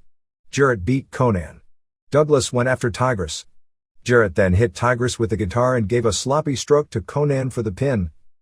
Ref countered with all these bits of busted guitar right in eye view. Main event was Nash over Sting in a lumberjack match. A better match than you'd think. Sting dominated since he was doing the job. The Thrillers helped Nash. It ended with everyone fighting outside the ring. Another ref bump and Jarrett hit Sting with the guitar, allowing Nash to pin him in 7:05. Thunder was taped on October 14th in Melbourne. Mysterio Jr. beat Sanders in a non-title match clean with Cat and Ms. Jones both getting involved. Chronic attacked Goldberg. Goldberg came back looking for them and ended up bumping into Ron Harris, who he punched out. Douglas beat Vito. Disco and Wright beat Harris twins with Ron still selling the injury. Disco pulled out one duck, but one of the twins threw it in the crowd. Disco pulled out a second duck as a weapon to get the pin. In a segment said to be hilarious live, Skipper was talking trash and challenging Goldberg. Goldberg came out behind Skipper. Skipper keeps turning and Goldberg keeps adjusting his position so Skipper can't see him. It's funny, except this is all on the big screen, which Skipper is looking right at, and can see Goldberg behind him, but because they didn't consider this when making the angle, he had to pretend. Goldberg quickly speared and jackhammered him. Steiner and Jarrett beat Conan and Kidman. Jarrett laid out Conan with a guitar and Steiner used the recliner on Kidman for the win. Thrillers and Nash all started singing. Shuvani interviewed Sam Greco, who said his childhood dream was to someday wrestle for WCW. Think about that one. Actually, when Greco was a child, there was a WCW promoted by Jim Barnett in Australia. It would have been funny had he clarified that. Booker and Sting beat Jindrak and O'Hare via DQ when Sanders interfered. Sanders had earlier promised Nash he'd make sure his team kept the belts. Chronic destroyed Palumbo and Stasiak, who teased dissension. Main event was called Countdown to Armageddon, but was actually a Royal Rumble with 30-man, but using 30-second intervals to quicken things up. Mysterio Jr. looked great. Awesome and Crowbar's entrances got big pops. Jarrett, Steiner, Sting and Booker all went out together. Goldberg eliminated Jindrak, O'Hare and Brian Clark. Should mention that Goldberg wasn't actually in the match since he's not allowed into the title picture until he wins 174 matches in a row. Awesome had a chair and teased hitting Goldberg, but instead hit Bryan Adams, and since Goldberg wasn't a participant, Awesome was the last guy left and won, giving Awesome a shot at the Steiner Booker winner on October 30th in Irvine, California. After the show, Goldberg thanked all the Australian fans for coming and giving the company such a great reception on tour, so they actually ended a show for once with fans happy. They've added Cat vs. Mike Sanders in what may be made into a kickboxing match. It would be hard enough for these guys to work an entertaining pro wrestling match, let alone work kickboxing, which is far harder, and David Flair vs. Bagwell in a DNA match. Not only did nobody even attempt to explain what a DNA match is, another reason why nobody buys the pay-per-views from this company is that they gave zero reason for anyone to care what it is either. Even though they've only been a team for like 2 weeks, they are already making plans for a hardcore match feud with Awesome vs. Crowbar. The Australian version of A Current Affair aired clips of Guerrera's arrest and had Sharon Sidello say about the incident, "Controversy is cash." Well, sometimes it is. At least she didn't say cash is money while the fingernail scraped the chalkboard. Douglas suffered an elbow injury which is said to not have been as serious as originally thought, and Rection suffered a minor back injury. WCW wrestlers did what is supposed to be an inter-promotional angle with the TV show Battledome. It starts off with several shows in a row on Battledome where the Battledome Warriors challenge and badmouth WCW, like pretty much everyone who ever watches the show does. On a show taped on October 17th, WCW wrestlers Ernest Miller, Rick Steiner, DDP and Buff Bagwell showed up doing the old NWO gimmick of chasing the announcers away and doing their own commentary of some action. 2F the Battledome regulars, Kuda, a large Jamaican, a Mike Odell, the white pretty boy, I think seeing the promos that could be Mike O'Hearn, who is Midaj's husband, joined by other warriors and chased the WCW intruders out. The second angle saw Bubba King, whose gimmick is a redneck trucker, and the WCW guys stole the Battledome belt and acted like they were going to piss on it. They didn't piss on it but all spat on it. DDP was said to be pretty funny here, especially in letting King make comebacks referring to his age. DDP came back talking about how King was a power plant failure. They did a pull-apart with more of the warriors and wrestlers at this point. This led to another face-off, with T-Money of Battledome against Rick Steiner. The warriors were all taller and about the same size as the wrestlers. They played a game. They were supposed to do an angle where Steiner was going to be tackled from behind, but when he blew past the guy, he was so far ahead he had to freeze up to give the guy a chance to catch up and tackle him, which was said to have looked horrible. The two ended up slugging it out wearing thin boxing gloves when T's posse attacked Steiner doing a run-in and another pull-apart. Finally, another warrior punched Steiner in the back of the head and DDP grabbed him and gave him a diamond cutter. Got an okay pop from the crowd. The warrior sold it good and a medic started massaging his head, which made everyone laugh and killed the angle. There was another pull-apart in there as well. The final angle ends like an NWO deal, with the wrestlers laughing, joking and hopping in a limo while the warriors chase them but don't catch them. On the first take, the warriors caught up to the limo but did nothing more than yell and one guy hit the trunk. It looked worse than any total amateur hour. The second take was better as the limo got away, but still was referred to as amateur hour. The original plan was for the Warriors to show up on Nitro and continue the feud with one getting into a wrestling match and putting over a wrestler, but who knows if that will ever materialize. The November 16th show in Oberhausen, Germany will be headlined by Sting defending the European title that was created on a March 1994 European tour by WCW that he beat Vader in the finals of and has never been referred to since. They'll have a four-way with Booker T, Jeff Jarrett, Kevin Nash and Vampiro, with the winner meeting Sting for the title later in the show. There was a meeting in Australia where the wrestlers were told things they couldn't say on television. I guess, considering it seemed every promo on Nitro had something bleeped, much of which wasn't even swearing. Much of Conan's repertoire was taken away, as he wasn't allowed to say anything about tossing salad, peeling potatoes, bowing down, Richard Gere or gerbils under the guise that there can be no gay or references or inferences on the show. Vampiro returns on the October 23rd Nitro Thunder combined taping. There was also the feeling on the tour that this could be the last hurrah, as some were fearing that the November European tour would be cancelled since there would likely be new ownership by that point. My feeling is that tour would go as scheduled either way. The Australian shows on October 13th and October 14th in Melbourne for Nitro and Thunder drew a sellout of about 10,000 the first night and about 8,500 the second night, probably at an average ticket price of $130 Australian, so the sellouts in Sydney and Melbourne should be in the $650,000 to $700,000 range per night. WCW got a flat fee of $1.5 million, although there were last-minute negotiations before the tour got underway last week with controversy because of how many seats were being blocked off at the arenas for television purposes, and that not being able to sell those seats cut greatly into the profitability of the show for Paul Dainty, the Australian promoter of the tour. WWF. There were settlement talks on October 13th in Kansas City with Vince and Linda McMahon, Stu, Helen and Martha Hart, and attorneys for both sides regarding the Owen Hart wrongful death case. Both sides came up with substantial offers but started off far apart and didn't end on an amicable note. During the settlement talks, Martha's furor at Vince was evident, and she cut a major promo on him, and the talks disintegrated from there. It appears the case is going to trial, which I don't think is in anyone's best interest, except for maybe the lawyers at this point. There is no trial date.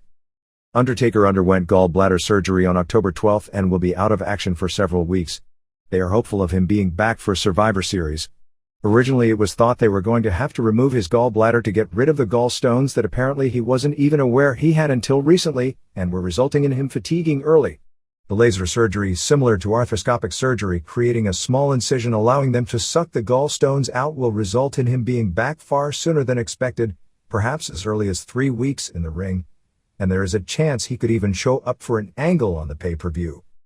As best we can tell, the pay-per-view lineup, besides Austin vs. Rikishi, which is being pushed as the main event, although I'd presume they'd save the title match for last on the show, includes Rock vs. Angle for the title and Triple H vs. Benoit, plus Hardys vs. Conquistadors for the tag titles, Guerrero vs. Gunn for the IC title, which with Guerrero's injury on Raw, is questionable at press time, X-Pac vs. Jericho in a cage match, plus 3 more matches. Regal will defend the European title and Blackman will defend the Hardcore title. Raw on October 16th from Joe Louis Arena in Detroit. Overall a very good show with a strong main event and a good Austin interview as the highlights. Show opened with Guerrero doing a short and a good heel promo. Jericho came out and made a joke about not opening the show with a 20-minute interview. Unfortunately, their IC title match only went 105, as in just about the first move of the match, Jericho monkey flipped Guerrero, whose legs hit the ropes, changing the direction of his fall, and he took what appeared to be a head bomb on his neck and the back of his head. It was actually the leg that was injured. You could see Jericho try to keep wrestling while Guerrero didn't want to. Guerrero tried, but was limping badly, and the ref alertly rang the bell.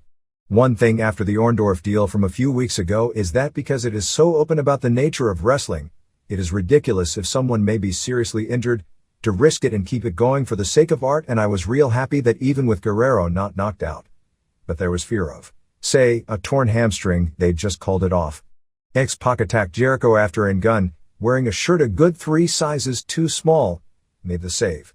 Rikishi did an interview with Jonathan Coachman. The story is that Foley banned him from the building. When this was over, he should have banned him from doing promos as well. Did the strong racial stuff, and it's clear they're trying to do an angle where Rock is torn between his family and what is right. As Rikishi brought up that Rock was family and he felt deep down he agreed what he did was right. For the record on the family deal, there is no blood relation between Rock and Rikishi. Rikishi's uncles Afa and Sika met Rock's grandfather, Peter Maivia, when they all lived in the Bay Area in the 60s before Afa and Sika were wrestlers, but when Maivia was a headliner. I can recall war stories of wrestlers at the Cow Palace that wrestled Maivia, talking about having to fight their way to the dressing room, and if they got any heat on Maivia, these 2 huge Samoan marks, Afa and Sika, would be there, and those guys scared everyone. I think they scared everyone to the point Roy Shire got Jerry Monty to train them and sent them on the road to the Vancouver territory in the early 70s, where they started a long career. Like with Snuka, the Anoa'i clan referred to Maivia as their brother.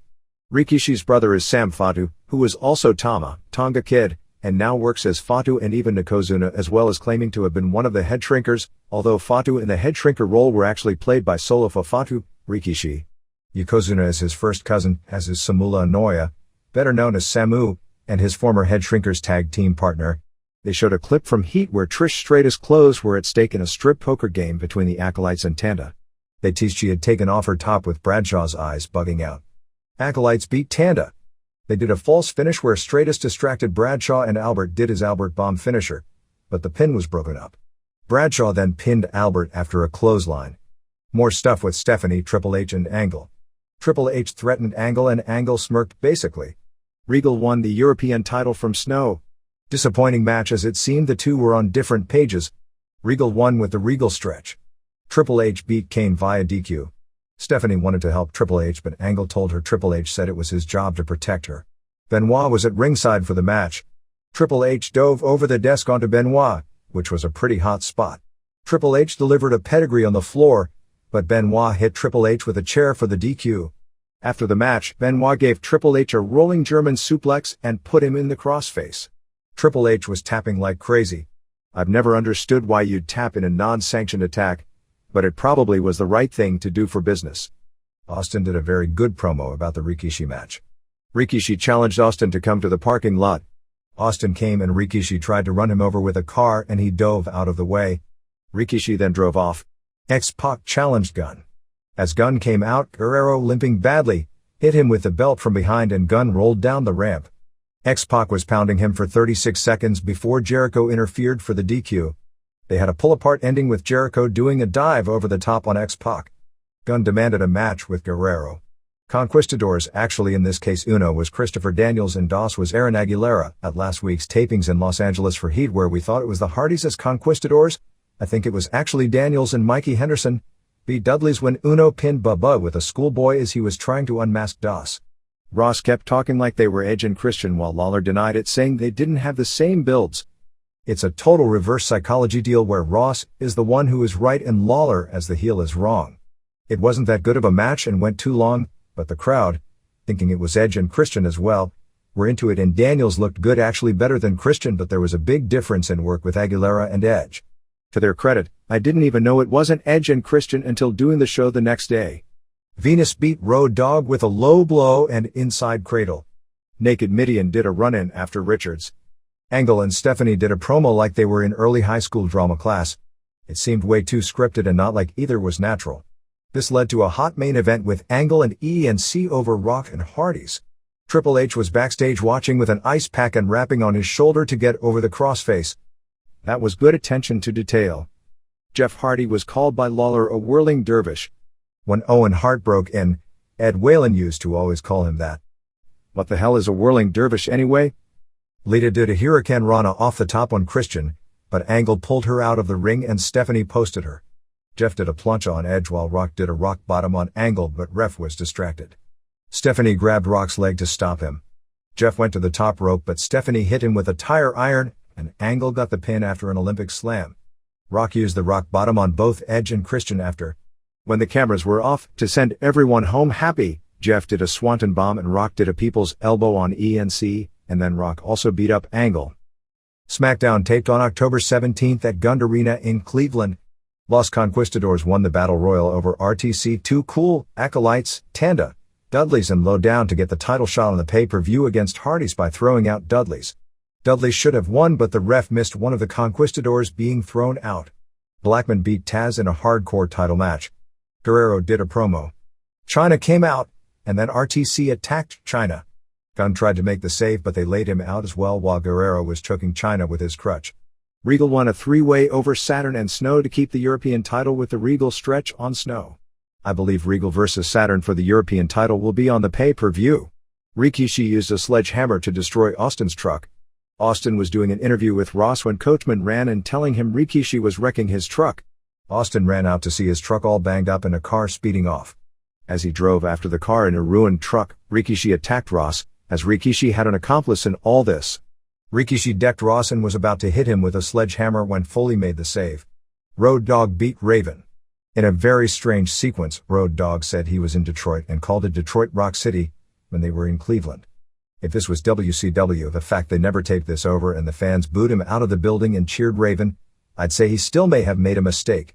In WWF, I'd guess it was done on purpose to get fans to cheer Raven and boo Dogg, although nothing in the match made it apparent that was the case except Raven doing some playing to the crowd for a face pop. If it's edited with new fake noise put in, then I guess Dogg just forgot where he was. Jericho and Hardy's NC Edge and Christian and X-Pac when Austin came out and hit everyone with a chair and gave Slaughter the stunner. Lita beat Stratus via DQ when Tanda interfered and Acolytes made the save. Stratus did a good promo before the match. Probably sets up a 6-person on the pay-per-view. TV main was Angle winning a 4-way over Benoit, Triple H and Rock. Stephanie broke up Rock's attempt to pin Angle. When Angle went to pin Triple H, Stephanie didn't help Triple H but acted shocked that Triple H lost. After the match, Benoit put the crossface on Triple H and Rock put the Scorpion Deathlock on Angle. Stephanie couldn't decide which was to make the save for. When it was all broken up, Stephanie went to Triple H, then Benoit put the crossface on Rock. I'm sure everyone was shocked to see Triple H do 2 jobs in the same month. Told there are a lot of clever spots in this. When the show ended, Rock and Triple H off camera laid out Benoit and Angle, including a spot where Triple H teased for several minutes being taught a people's elbow, which he finally used to lay out Benoit. SmackDown taped on October 10th at the Staples Center in Los Angeles. Good storyline show, with a nice tease for the eventual Austin Rock program. Subtle enough that you see it but not so much that you want to see it now. The wrestling was mainly good and in some cases, really good. Dudley's beat low down in a tables match with the 3D on Brown through the table. Conquistadors, Edge and Christian, also called the Quistadors, came out speaking first week Spanish. It was a 2-minute max gag stretched 6 minutes, but at least the match was good. They are really clever in doing near table spots. Michael Clark Duncan during the Cole and Lawler Open was behind the announcers mugging like he was a 14-year-old trying to sell his friends back in school. Look at me. I got on SmackDown. I don't think I'll ever look at him the same in the movies again. Ross interviewed Rock about the Rikishi angle. It was a tremendous performance.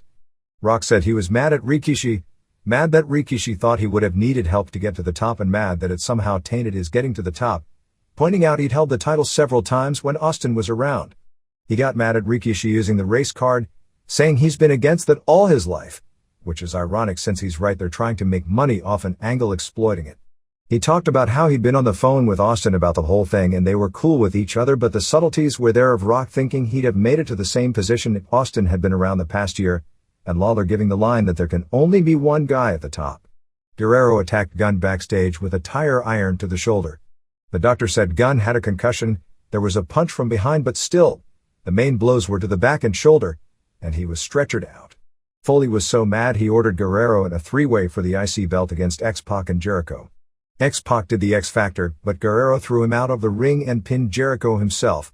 The police tried to stop Austin from running over Rikishi, which would have been difficult since Rikishi never showed up. Austin closed the window on them and wouldn't listen.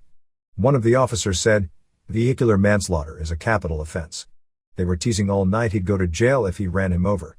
Now they're going to give him the death penalty. A Pat Buchanan commercial aired which basically blamed Gore and Bush for corrupting the English language. One of the stupidest commercials I've ever seen for a candidate. Angle told the RTC to challenge Rock and win the title, being that emotionally this is the day to beat him and then he could challenge one of them for the title at the pay-per-view. Angle kissed up to them big time. Snow pinned Albert to keep the European belt with Regal doing commentary. Regal attacked him afterwards. Snow represented Hong Kong, with the idea that it was once a British colony even if it isn't in Europe. Not as funny as Monday, but still entertaining. Triple H and Road Dogg beat Benoit and Saturn when Triple H pinned Saturn with a pedigree. Good match. Benoit laid Triple H out with a crossface after the match. With Triple H licking his wounds, Stephanie told him that if she was at ringside with him, Benoit wouldn't have been able to do that to him. He responded with something to the effect of what part of the word no don't you understand. Foley did an interview and did a sit-down waiting for Austin to come out. The difference between WWF and WCW is that in WWF when you tease a sit-down, the guy comes out and the sit-down ends right before it gets boring. In WCW, the guy doesn't come out and the guy threatening not to leave ends up leaving and everyone looks stupid. Ross in the parking lot told Austin to come out. Foley offered Austin a match with Rikishi, which Austin didn't seem happy about. He then offered him an anything goes match and Austin accepted. I guess the finish is going to be Austin trying to run him over. Hardys beat Raven and Taz. Really good TV match. Jeff did the poetry in motion over the top rope on both. Christian Conquistador interfered doing a reverse DDT on Matt but he kicked out. Finish saw Taz then get Taz mission on Matt, but Jeff did the Swanton on Taz and Matt pinned him. Stephanie came out and said she'd be in Angle's corner permanently. The dynamic is that Angle is still trying to hug her but she'll only shake his hand and it's business. Stephanie interfered a couple of times, including distracting Kane so Angle could pin him with a rolling reverse cradle holding the ropes. Kane choke slammed Jimmy Corderas and Jack Doan after the match. Austin confronted Too Cool, who both denied knowing it was Rikishi that ran him over. GMS acted like a total asshole so I guess they'll tease a heel turn, and Austin decked him, which everyone badly wanted to see. Rock pinned Venus to keep the title in a strong match. Angle and Stephanie were out there. Angle made a remark that anyone who believed Rock wasn't involved also probably believes OJ didn't do it. Some very good near falls. Venus went for a belt shot but Rock used the rock bottom. Ref was distracted giving Venus time to kick out. Venus got the belt shot in but Rock kicked out. More good near falls until a rock bottom on Richards and People's elbow on Venus ended it at 6:58. Angle laid out Rock after the match including 2 Olympic slams. Vince McMahon made some trade press in Variety and Hollywood Reporter after a Hollywood Radio and Television Society luncheon on October 11 saying that Hollywood should fight the government rather than be conciliatory after the recent talk among officials, including Al Gore and Joseph Lieberman, regarding Hollywood marketing adult entertainment to children and that if they don't stop the government will enact laws to make sure it stops. McMahon promised to go after the jugulars of his detractors and asked where's your chutzpah? Come on, stand up. Hollywood has always been the last bastion of protecting First Amendment rights. Stand up for what you believe. You can't give an inch. McMahon was there with Ross, Triple H, Chyna, Rock, Austin, and Deborah.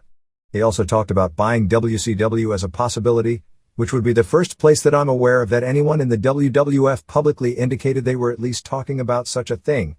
McMahon also announced WWF would be producing a television show called Manhunt about hunters stalking human beings. A second story was in the October 14 Fort Lauderdale Sun-Sentinel regarding former Rocky Johnson and things are looking a lot worse. Johnson was the subject of an internal investigation by Davie, Florida's Town Parks and Recreation Director Sharon Kent, involving accounts from 13 past and current town employees who worked for 3 months at a youth camp with Johnson, father of Dwayne Johnson. Among the allegations uncovered were sexual activity in a back room, unwanted groping of a female employee, illicit discussions of sexual anatomy in front of children, and an invitation to a 12-year-old girl to play strip poker. Kent delivered her report in memo form to acting town administrator Tom Willey, who ordered her to delete references to Mayor Harry Venus he felt were irrelevant. That included statements claiming Johnson would use the mayor's name to intimidate other employees. Willey defended his asking for a rewrite, saying it was garbage and as unprofessional as it gets. Her second memo was also ordered changed because of all the references to Venus. In late September, after a third memo, Kent questioned Willey how he was continuing to allow Johnson to work around children after more witnesses came forward to substantiate the earlier allegations. Willey said he called Johnson and Venus in for a private meeting to warn Johnson he was in danger of losing his job. Johnson was suspended with pay the next day and the investigation was turned over to police at that point. 3 weeks later, Willey put Kent on administrative leave and fired Mark Dornacker, a sports coordinator who was one of the witnesses against Johnson. Dornacker had alerted supervisors in early September Johnson was soliciting personal business while on the job and not working his scheduled hours. Willey said he fired Dornacker over an unrelated investigation, but did blame Kent for her handling of the Johnson investigation. The main findings of the investigation were allegations Johnson grabbed a female camp employee twice on the buttocks. The same employee claimed Johnson also made a comment to her asking her to take off her shirt so he could see what she looked like in a bathing suit. That he spent time with a woman in the community center napping, kissing, and getting messages. He complained about being interrupted while spending time alone with a woman. A 16-year-old girl walked in on Johnson getting a massage from a woman straddling his back. It claimed Johnson allegedly complained to another employee about being interrupted while receiving oral sex. That he asked a 12-year-old girl to play strip poker, that he wore a tank top with the word puta, Spanish for prostitute, in front of children and a parent complained and that he made a comment about the size of his penis in front of children. It also complained he left children supervised by only a counselor in training while they wrestled and boxed, and several of the children suffered injuries. Johnson's attorney said it was all a smokescreen to keep town officials from focusing on how sports officials were getting paid and that Johnson denies the allegations. Venus and Johnson were scheduled to open Harry and Rocky Sports Academy Incorporated, a proposed pro wrestling school in Davie, Florida.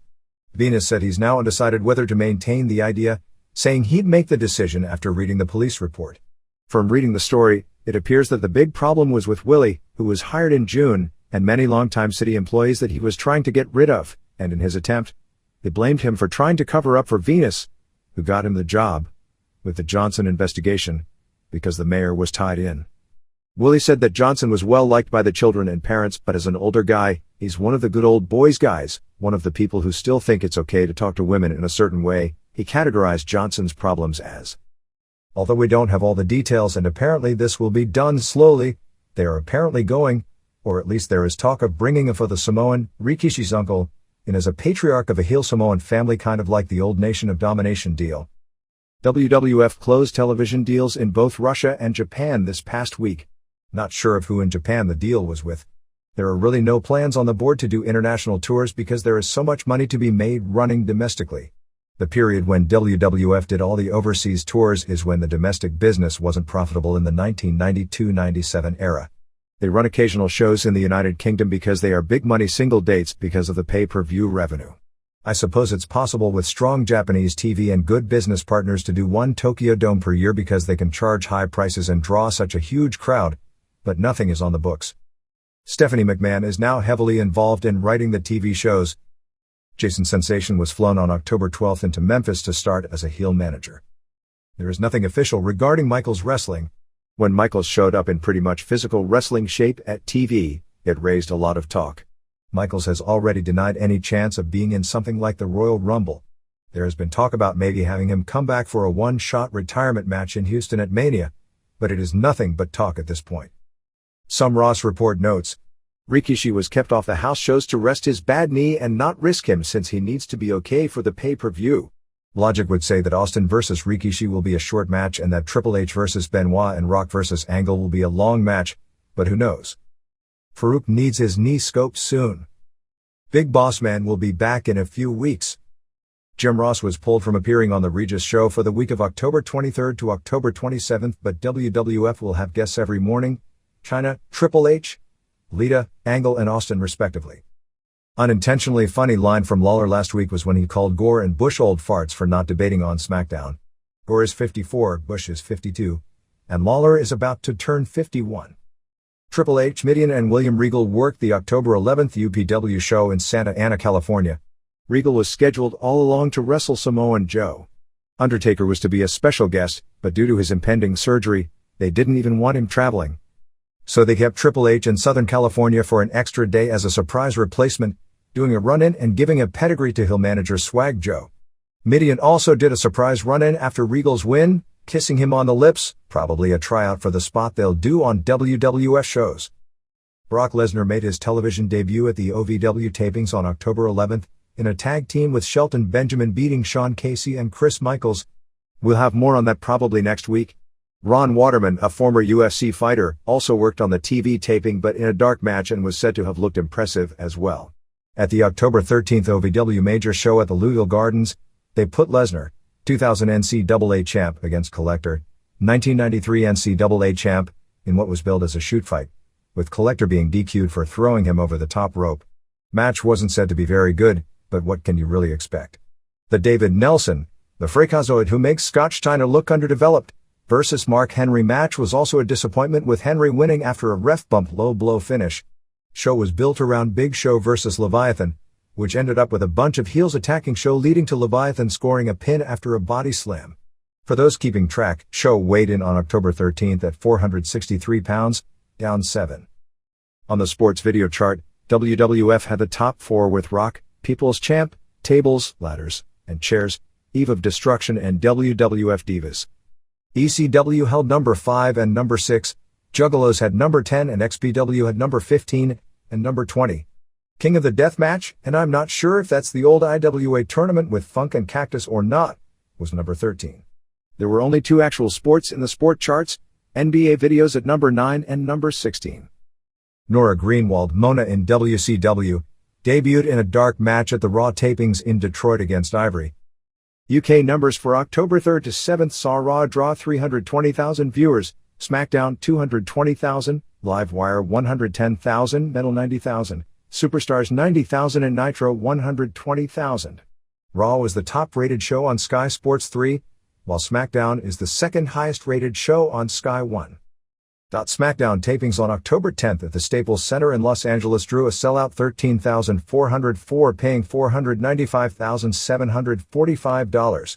House show October 14th at the Kiel Center in St. Louis drew 8,765, paying $283,872, which by today's standards would be a poor turnout considering all the major players including Austin worked the show.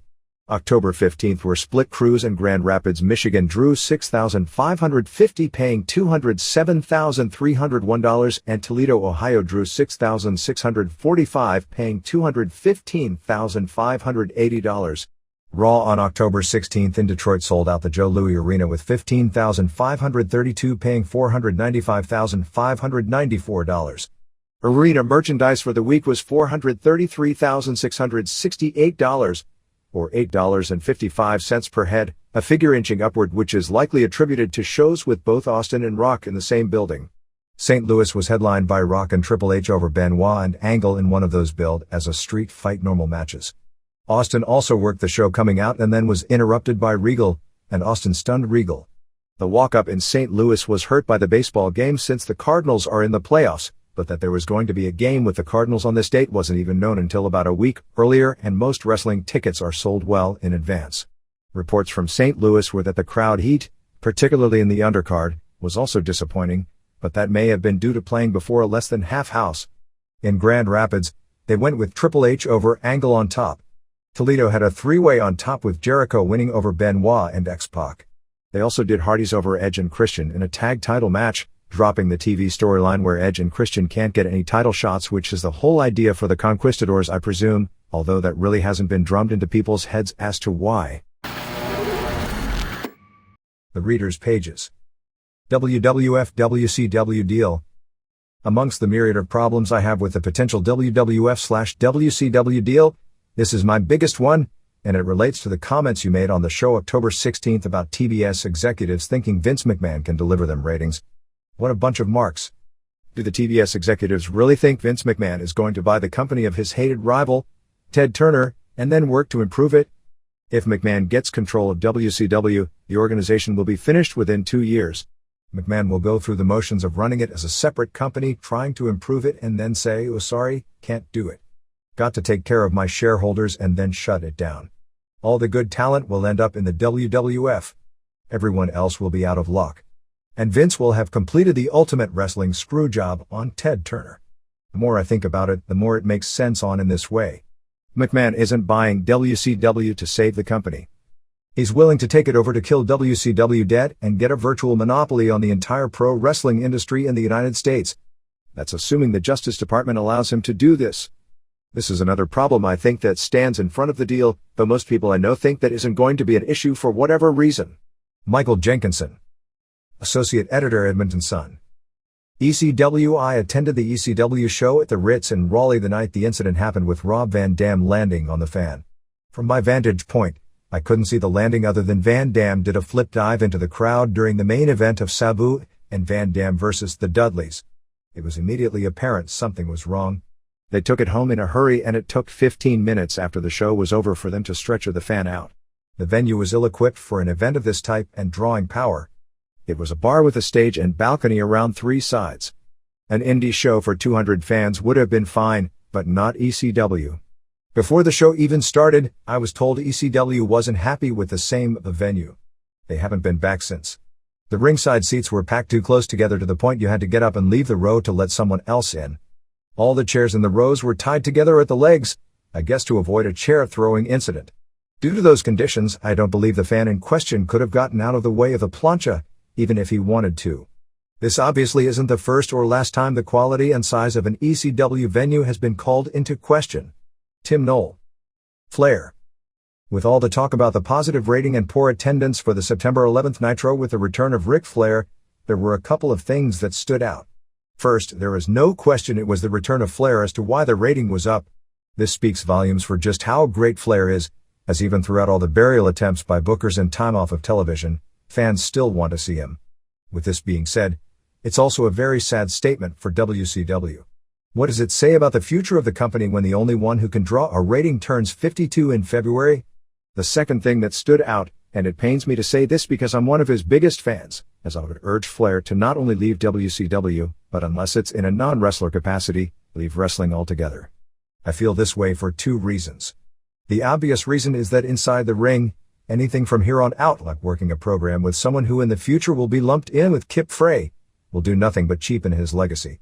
Some would argue that things would be better if he went to a different promotion, but let's be honest with ourselves. While it is hard to imagine another company treating Flair any worse, because of his age there is no reason he would be kept strong in another promotion. Regardless of where he would wrestle, none of his matches in the future would be comparable to his matches with Ricky Steamboat, Terry Funk, Sting, Harley Race, Dusty Rhodes, etc. So what is the point in continuing to wrestle? My second reason is that as much as I can appreciate loyalty, there is no doubt Flair has been far too loyal for far too long and the same respect hasn't been given in return. I was excited in 1993 when Flair came back to WCW, because I thought, like many, he wasn't being used right in the WWF. However, in hindsight, he would have been better off staying there. In Flair's return to WCW, I thought the booking of him was well done, in particular the build-up to Starrcade 1993 and the match with Vader. Beginning with Hogan's arrival in 1994, it has been downhill ever since. Flair has been booked terribly, which I don't need to go into. Nowhere has he been booked to look worse than when WCW runs in the territory he made famous, the Mid-Atlantic area. I'm sure there were people backstage in management and in wrestling saying after the September 11th show in Charlotte, I can't believe Ric Flair can't draw in his own home city. In reality, it is WCW management who are to blame for the poor attendance in the region, not Flair. They were all slapped with the truth the next day when the ratings affirmed Flair's drawing power. What is interesting is that while the bookers seemingly get a kick out of making Flair look bad in the old Mid-Atlantic territory, in the long run, it is those in charge of the company that have killed themselves, not Flair. Whether it is pettiness, jealousy or stupidity, booking to humiliate Flair constantly in the area is an example of cutting off your nose to spite your face, because in the long run, it only results in more lost revenue. Through all his crappy angles, he remains the company's biggest ratings draw. He outlasted both Bischoff and Sullivan, and I'm sure he'll outlast Russo. No matter how badly WCW may be doing nationally, if they had protected Flair, they would have at least been able to draw in the Carolinas and Virginia. While the explanation you gave on the September 13th Wrestling Observer live show makes sense as to why Flair has been buried, how can you explain Sting being kept so strong? He certainly wasn't a creation of Bischoff, nor was he a big name made in the WWF. I believe there is more behind burying Flair. In conclusion, I guess I need to realize Flair is like many great athletes who stay around longer than they should. Who am I to tell someone when to give up something they feel so passionately about? I just hope that 10 or 20 years from now, people won't look back at Flair's last few years in heat business and use it to tarnish his great career, similar to how some in boxing look at Muhammad Ali's last few fights. But if that's the case, Flair has to shoulder a large part of the blame, as he's the one who had to decide when to drive and when to put it in park. I still believe Flair has a lot to offer, but in a managerial or TV commentary role, but not in WCW, and they aren't deserving of what he has to offer. Wesley Jones. Chyna. In regards to Chyna's interview on Raw, I was put off by the promo. I'm sure it was her own words, but there was something about it that reeked of WWF arrogance. It was similar to the WWF getting up in arms that Bush and Gore won't respond to the SmackDown challenge. Chyna dismissed actresses as being too thin, which is true. But it was like she was trying to portray herself as a real woman, which is a joke with all the implants and the surgeries. The closest thing in the WWF to a natural woman is Stephanie. Everyone else is a fantasy object. Would the Chyna of 1997 be considered for Playboy? No way. The average WWF fan's dream woman is Jennifer Love Hewitt or Sarah Michelle Gellar, two actresses who actually seem to eat and refrain from plastic surgery. Joanie Laurer shouldn't kid herself. I'll bet if you took a poll of WWF fans, Chyna wouldn't finish high on the list of women they would want to see in Playboy. Brian Moran. Response from Dave Meltzer: I think you'd be very disappointed regarding Hewitt or Gellar or other actresses on television in regard to what they do to maintain their looks and physique. It's a cruel world under the microscope and Chyna is playing in that world under those rules. What comes off really bad is her acting like she's able to play the same game under her own rules, when she's just a winner, a victim, or a survivor, and probably all playing by the same rules imposed by outsiders of unhealthy feminine beauty like those she dismissed. Karelin. Rulon Gardner's win over Alexander Karelin was justifiably compared by the NBC announcers to the 1980 Miracle on Ice. But it bears a striking resemblance to another legendary matchup as well. Ali versus Inoki. That's the only matchup I can think of what was as stupefyingly boring. Okay, maybe Shamrock versus Severn. Not to say Gardner's decision to mount absolutely zero offense wasn't the right decision. The gold around his neck proves it was. Jim Rome would say, scoreboard. But the fact remains that the only point scored was when both wrestlers' arms went above the shoulder level and, only after going to a video replay no less, it was determined Karelyn's hands unclenched before Gardner's. The rest was just clutch and stall. Again, it was remarkable that Gardner kept Karelyn from lifting him or getting him out of position, but he made no offensive moves in neutral positions and only the minimum token offensive effort in the rare times he had position. Hardly a legendary display of wrestling. Still, it will go down as one of the great upsets in both wrestling and Olympic history. It will also go down as some of the worst pre-match broadcasting in history. The complete face/heel, David versus Goliath nature of the profiles was, from a supposedly responsible sports operation, deplorable. Even for WWF or WCW, the promo pieces would have come off as ridiculously overdone. Do you believe in miracles? Yes. Do you believe it was a good match? No. Andrew Bernstein. I'm American-born and bred, and I root for all the Americans during the Olympics. However, I just felt so sad when I heard that Alexander Karelyn had lost. Not to disrespect Rulon Gardner's accomplishment. It certainly was historic. But it was mostly because Karelyn let it happen. He broke his clinch during the 60-second time limit. Gardner never really scored on Karelyn. Karelyn gave up the point on himself. It was more an accident to get a better grip than quickly realizing what he'd done. Brought his hands back together hoping he could get away with his mistake. It was a lapse in concentration, a point further supported by Karelyn's seemingly bored demeanor throughout the tournament and particularly during the gold medal match. Simply put, Gardner was very lucky. Perhaps the luckiest guy in the history of amateur wrestling. The luckiest in the history of Greco-Roman for sure. Everyone gives him so much credit for his strong conditioning. However, during the overtime, he could hardly move Karelyn. Sure, Karelyn was breathing hard, sure he seemed fatigued, but he seemed to dominate without really trying. I think pretty much everyone around the world wanted to see Karelyn go out undefeated, but it just seemed like he couldn't keep his competitive spirit burning any longer. Even without really trying, it seemed like Karelyn could have won the gold medal if he had only held on. As for pro wrestling, I don't think Gardner's body could cut it. Unless he had Mick Foley-like charisma or he would turn out to be a super stupendous worker, he's going to come across like an oversized doughboy. He just has too much working against him. Was Karelyn's match with Akira Maeda a work or a shoot? Most of the reports on the internet about the fight say it wasn't real. I know Karelyn says it was. Daniel Humier. Response from Dave Meltzer. The Maeda match was a pro wrestling match. Nobody scored a point on Karelyn in 7 years, but Maeda, with no world-class wrestling background, was able to get an ankle pick takedown and near submission on him. Gia Girls. I just got back from the 36th Chicago Film Festival to see Gia Girls. 5 stars must see. One thing negative was that it was a copy of a 1996 television documentary of the Gia training camp by NHK. The English director who lives in Japan stole it from the NHK program. I asked tough questions, but she naturally denied it and claimed it's a different concept. I met many Observer readers in the theater and they all liked the documentary. To me, Wrestling with Shadows is still the all-time greatest wrestling movie ever, but this is very close and has far more impact than Beyond the Mat. Currently the most interesting organizations in the entire world must be Gia and Toriuman. At least this year, that's my true feeling watching all the tapes of New Japan, Monday Night Raw, All Japan and All Japan Women. However, in the summer and fall, Osaka Pro is the center of talk among smart fans.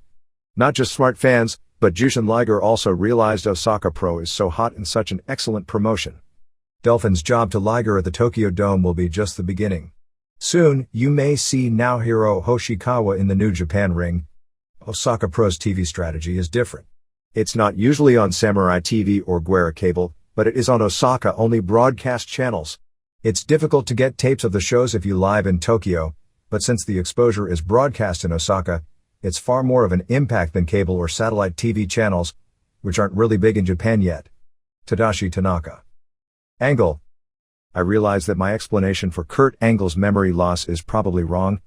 There is a simpler explanation. Since maintaining consciousness is more important than memory, the brain has presumably evolved so that consciousness is more resistant to damage than memory is. A moderate amount of damage therefore disrupts memory but doesn't cause a loss of consciousness. There is a math error in your response to my comment on Raw viewership.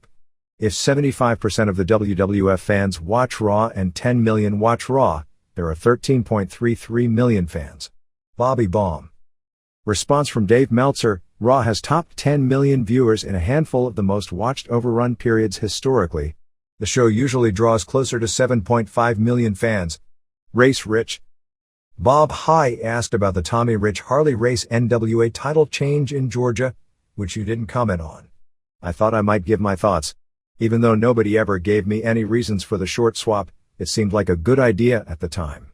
Jim Barnett, the major stockholder in the Atlanta office, was a key player in the NWA at the time. Short-term title changes have been approved for other major offices, so why not for Barnett? Most fans believe that if a world title was to change hands, it would take place in Atlanta.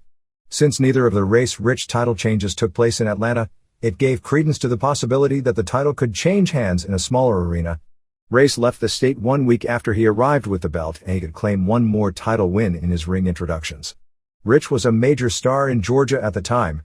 Mr. Wrestling 2 was his only consistent challenger for the most popular wrestler in the state. One fan demographic that Rich had that 2 didn't have was the huge teenage girl following. Wrestling fans in Atlanta at that time were primarily made up of working-class white and black families of every age group, except the notable exception were teenagers. Teenage boys watched the TV show every week, but at the time it wasn't cool to go to the live cards. Rich winning the title, even for a short time, gave him more credibility as a top star. One thought was that teenage boys at that point would be more inclined to attend live shows if their girlfriends wanted to see Rich. Jay West. Atlanta, Georgia. Big Daddy. To correct the letter in the October 2nd Observer, Big Daddy didn't get a break until the early 70s when Max Crabtree took over Dale Martin's promotion. He was well into his 40s at the time. Up until then, he had very little success on the independent scene and was working at the time of the takeover of Dale Martin as a bouncer in my hometown of Blackpool. Not a nice man. It's true about the huge TV ratings. I believe Daddy and Giant Haystacks once drew 17 million fans on an FA Cup final day on the show before the game. One more useless piece of Big Daddy information. In his early 20s, Daddy was in the Guinness Book of Records for having the largest chest and smallest waist in all of Britain. Hard to believe, but true. Steven Regal. WWF of 1996-97. On the Observer Live show, there were references to the WWF of 1996 and 1997 and how Vince McMahon was having problems from a concept standpoint. While the company wasn't as successful as it is today, I think the notion that the WWF was awful in 1996 or 1997 is a myth perpetuated by new fans. WWF house show attendance in 1996 averaged 4,881 per show. It was their best showing in more than 4 years. It was a huge improvement over the 3,039 per show average in 1995. In 1997, that grew to 5,826. Attendance dramatically improved with Shawn Michaels as champion, and has kept improving until the present. The pay-per-view business bottomed out in 1995 and started back growing in 1996. Coincidentally, during those some periods of growth, ratings did go down. Less fans were watching WWF on TV, but more people were paying for the product. That shows a fundamental understanding of the product that the people running WCW today don't get. The WWF product wasn't that bad. People talk about the Goon, TL Hopper, but they were just TV jobbers, so people like Triple H weren't losing on Raw every week. 1996 saw the Big Daddy cool heel/face role that in many ways was a precursor to the successful Stone Cold Steve Austin. Michaels was very successful inside the ring as champion, and those years were the beginning of the creation of stars like Triple H, Austin, Sable, and so many other building blocks for the future. The US versus Canada feud in 1997 was as good an angle in pro wrestling as any of the last 5 years. The WWF is more successful today, but the company was in no way ever lost, and the product was never anywhere near dead like the WCW product is today. Todd Martin. Russo. What if Vince Russo had a time machine? Then he could go back and creatively rebook all those uncreative angles from the past. I can see it now. Eddie Graham knocks Boris Malenko's teeth out. The next week the two are a tag team at all the house shows in Florida. Gene Kiniski turns on Ric Flair in the cage match at Starrcade 83, then covers Harley Race, counts his own pin, and shocks everyone by winning the World Heavyweight title. In the big Christmas 1982 angle at Reunion Arena, Terry Gordy slams the cage door on the head of referee David Manning. This leads top a big feud with Manning, Sunshine, and Bronco Lubick battling the Freebirds for the 6-man belts. After stalking the NWO from the rafters for more than a year and building up the match with Hogan, Sting returns to the ring, but swerves everyone by challenging Akira Hokuto for the WCW Women's title. After Ole Anderson turns on Dusty Rhodes in the steel cage at the Omni, Both men are pulled off television for months. When they return, they're back as a tag team as if the angle never happened. Richard Sullivan. Pro Wrestling Noah. I wanted to add my thoughts on Pro Wrestling Noah and some of their recent trends and experimentations. Pro Wrestling Noah doing a DQ finish is nothing short of disastrous and a personal affront to Shohei Baba. I can only hope that his was just Mitsuharu Misawa and crew trying to do something a little different to shake things up and not the start of a new direction for the company. In regards to the blade, the majority of the wrestlers on the roster are talented enough workers that they don't need to use the blade to enhance their matches. The physical action speaks for itself. I don't think I ever recall watching an All Japan match thinking it needed blood. If they plan on using the blade, I don't see it as too much of a problem if, of course, it is used sparingly. I think we know what happens when blading happens on almost every match and on every show. It loses its impact and diminishes any dramatic effect that its use was searching for. But I'd be shocked if Noah started using the blade heavily, so I think this is a minor concern. DQ finishes and run-ins are frightening. I urge Japanese fans not to encourage or support these gimmick finishes on Noah shows.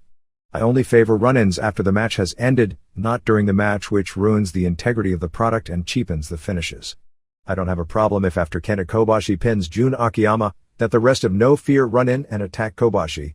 Run-ins after the finish are okay if they add to the story and build heat for the future.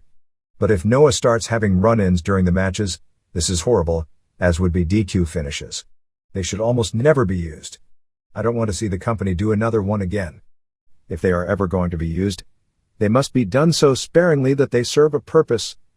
If the purpose is simply lazy booking or cheap finishes, as is the case ad nauseum in American wrestling, then it's truly a disgrace to everything these wrestlers put into their hearts over the last decade. George Guida. Response from Dave Meltzer. Guida is an American who lives in Japan. AAA. I just got back from Mexico and business has never been stronger for AAA. Gates are steady, in that Antonio Pena is drawing as well on a nightly basis as he was during the peak period of several years ago. But he can't really produce a show that draws a monster house like Conan was able to do for him. Sky TV, which is a division of Televisa, has been talking to Pena about doing a pay-per-view for quite some time, but Pena is in a bit of a jam. Sky wants the pay-per-view to come from a major arena in Mexico City. The ideal site for Pena, El Toreo de Cuatro Caminos, is on the selling block again. Los Palacios de los Deportes is too expensive, which is why Pena has never run the building in 8 years of the promotion. The date Sky and AAA had penciled in for the first show, December 2nd, was taken by the sudden announcement of the Trinidad Vargas fight. There was some talk of Sky running the Padresimo card in the United States as a low-priced pay-per-view to test the waters in the United States, but the quality of the show was so bad that nobody wants to do it anymore. Pena definitely wants to do Triple Mania next year from the United States, in either Las Vegas or Los Angeles. As a result, he is planning on running some shows in Los Angeles, San Jose and Sacramento to test the waters, and to develop sponsorships early in the year to increase the chances of Triple Mania being a successful event when it takes place in July. Keith Barbaro. Hall of Fame. The only way Big Daddy is a go is if you take the word fame literally. Yes, he was a household name. But Big Daddy had zero talent. He was tons worse than the 1990s Dusty Rhodes. Far more importantly, he did nothing of note as far as changing the business and drawing big money. The few big matches he did helped kill the business. His family's influence on the TV product, at the expense of creating new stars, helped lead to the cancellation of wrestling on network TV. To put things into context, the biggest televised matches drew about 10,000 fans. His big match with Giant Haystacks drew what was then worth about $72,000. The TV shows earned his family's company the equivalent of $22,000 from the TV network with no share of advertising revenue. The period when his presence on a show would make the difference between a show drawing well or poorly was short-lived, if ever such a period even existed. In the 1950s and 1960s, Great Britain was hosting up to 400 house shows per month in a territory about the size of the old Memphis territory. After Big Daddy's headlining run was over, the figure was closer to 40. Quite frankly, the memories of Big Daddy that remain have been the biggest enemy of the British wrestling business having any chance of being revived in the past 12 years. He has no claim whatsoever of making it on in-ring ability, interview skill, or changing the business criteria. His box office claim is minimal. Yes, he was well known. But so was Brother Love. John Lister. Manchester, England. I would be against Big Daddy being in any kind of a Hall of Fame. Sure, he was a big draw. His popularity in the final stages of old-school British wrestling can't be denied. If we're talking influence, there are two guys who belong in the Hall of Fame long before Big Daddy is even considered: Jackie Pala and Mick McManus. McManus and Pala were British wrestling for years before Big Daddy came along. Their feud, which covered most of their 30-year-plus careers, was the top draw in the UK for I'd guess at least two-thirds of the period that ITV aired wrestling in this country, from 1955 until the late 1980s. Alastair Vincent. To put it bluntly, Big Daddy killed UK wrestling. His lack of talent made Giant Silva look like Chris Benoit, and his brother's booking kept him on top. He was a UK version of Hulk Hogan, but not even Big Daddy's great popularity with the fans could stop the TV show from being cancelled and the UK business being killed off for years. When pro wrestling is brought up by myself or in the media, it has to clear the hurdle of so many people growing up with Big Daddy bouncing smaller and more talented workers off his belly. Every UK promotion has had a hard time because of it since Big Daddy basically killed the UK business. If he had been a strong factor in pro wrestling becoming very popular and hadn't made TV wrestling into a farce in the general public's eyes, then yes, I would say he had the right to be considered. Grant Lowry. To put Big Daddy in the Hall of Fame would do many injustices to wrestling on this side of the Atlantic. The man, and his brothers, just about destroyed the business in the 80s through neglect, poor and selfish booking and abysmal shows. Far better candidates would be Mark Rollerball Rocco and Mal Superstar Sanders. Most British smart fans would oppose the inclusion of both Jackie Pala and Mick McManus for their out-of-the-ring activities. Pala broke the business wide open with his autobiography, You Grunt, I'll Groan, leading to his being ostracized from many of the scene's top names. Some wrestlers still haven't forgiven him, but that may have something to do with the huge pay packets he used to earn while they all worked for peanuts. McManus, on the other hand, was one of the boys. It recently emerged, however, that it was McManus who broke up the nascent wrestlers union in the late 1960s by selling them out to the promoters, thus ensuring himself of main event status in return for the rest of his career. Those involved in the union floundered in regional bookings, working in unsafe rings in front of tiny crowds. Alan Boone. I was just wondering, with the recent discussions of Big Daddy deserving to be in the Hall of Fame, which he most definitely does not, how would you feel about Tarzan Lopez, Black Shadow, Diablo Velasco and Karloff Lagarde being inducted into the Hall of Fame? I think they seem like pretty large oversights. Chris Hodgson. DM. I'm not enough of a Mexican wrestling historian. 4 years ago I asked people who were in Lopez was a borderline and Lagarde was generally a no. Velasco belongs in and I agree, so does Black Shadow. I've always felt that Mexico was underrepresented, with only Pero Aguayo, Hijo del Santo, Negro Casas, Dos Cars and Canek among the stars of the past 15 years represented. For star power, it would be hard not to list Atlantis, and Villano 3 has been a main eventer for more than 20 years. Rayo is just so terrible that all his main events aren't enough. Lismark and Gran Hamada always come close and may be good candidates. Cien Cars has been a headliner for as long as I've watched Mexican wrestling, but the fact he isn't any good, and probably never was any good, has kept him out. This is the Pro Wrestle Machine,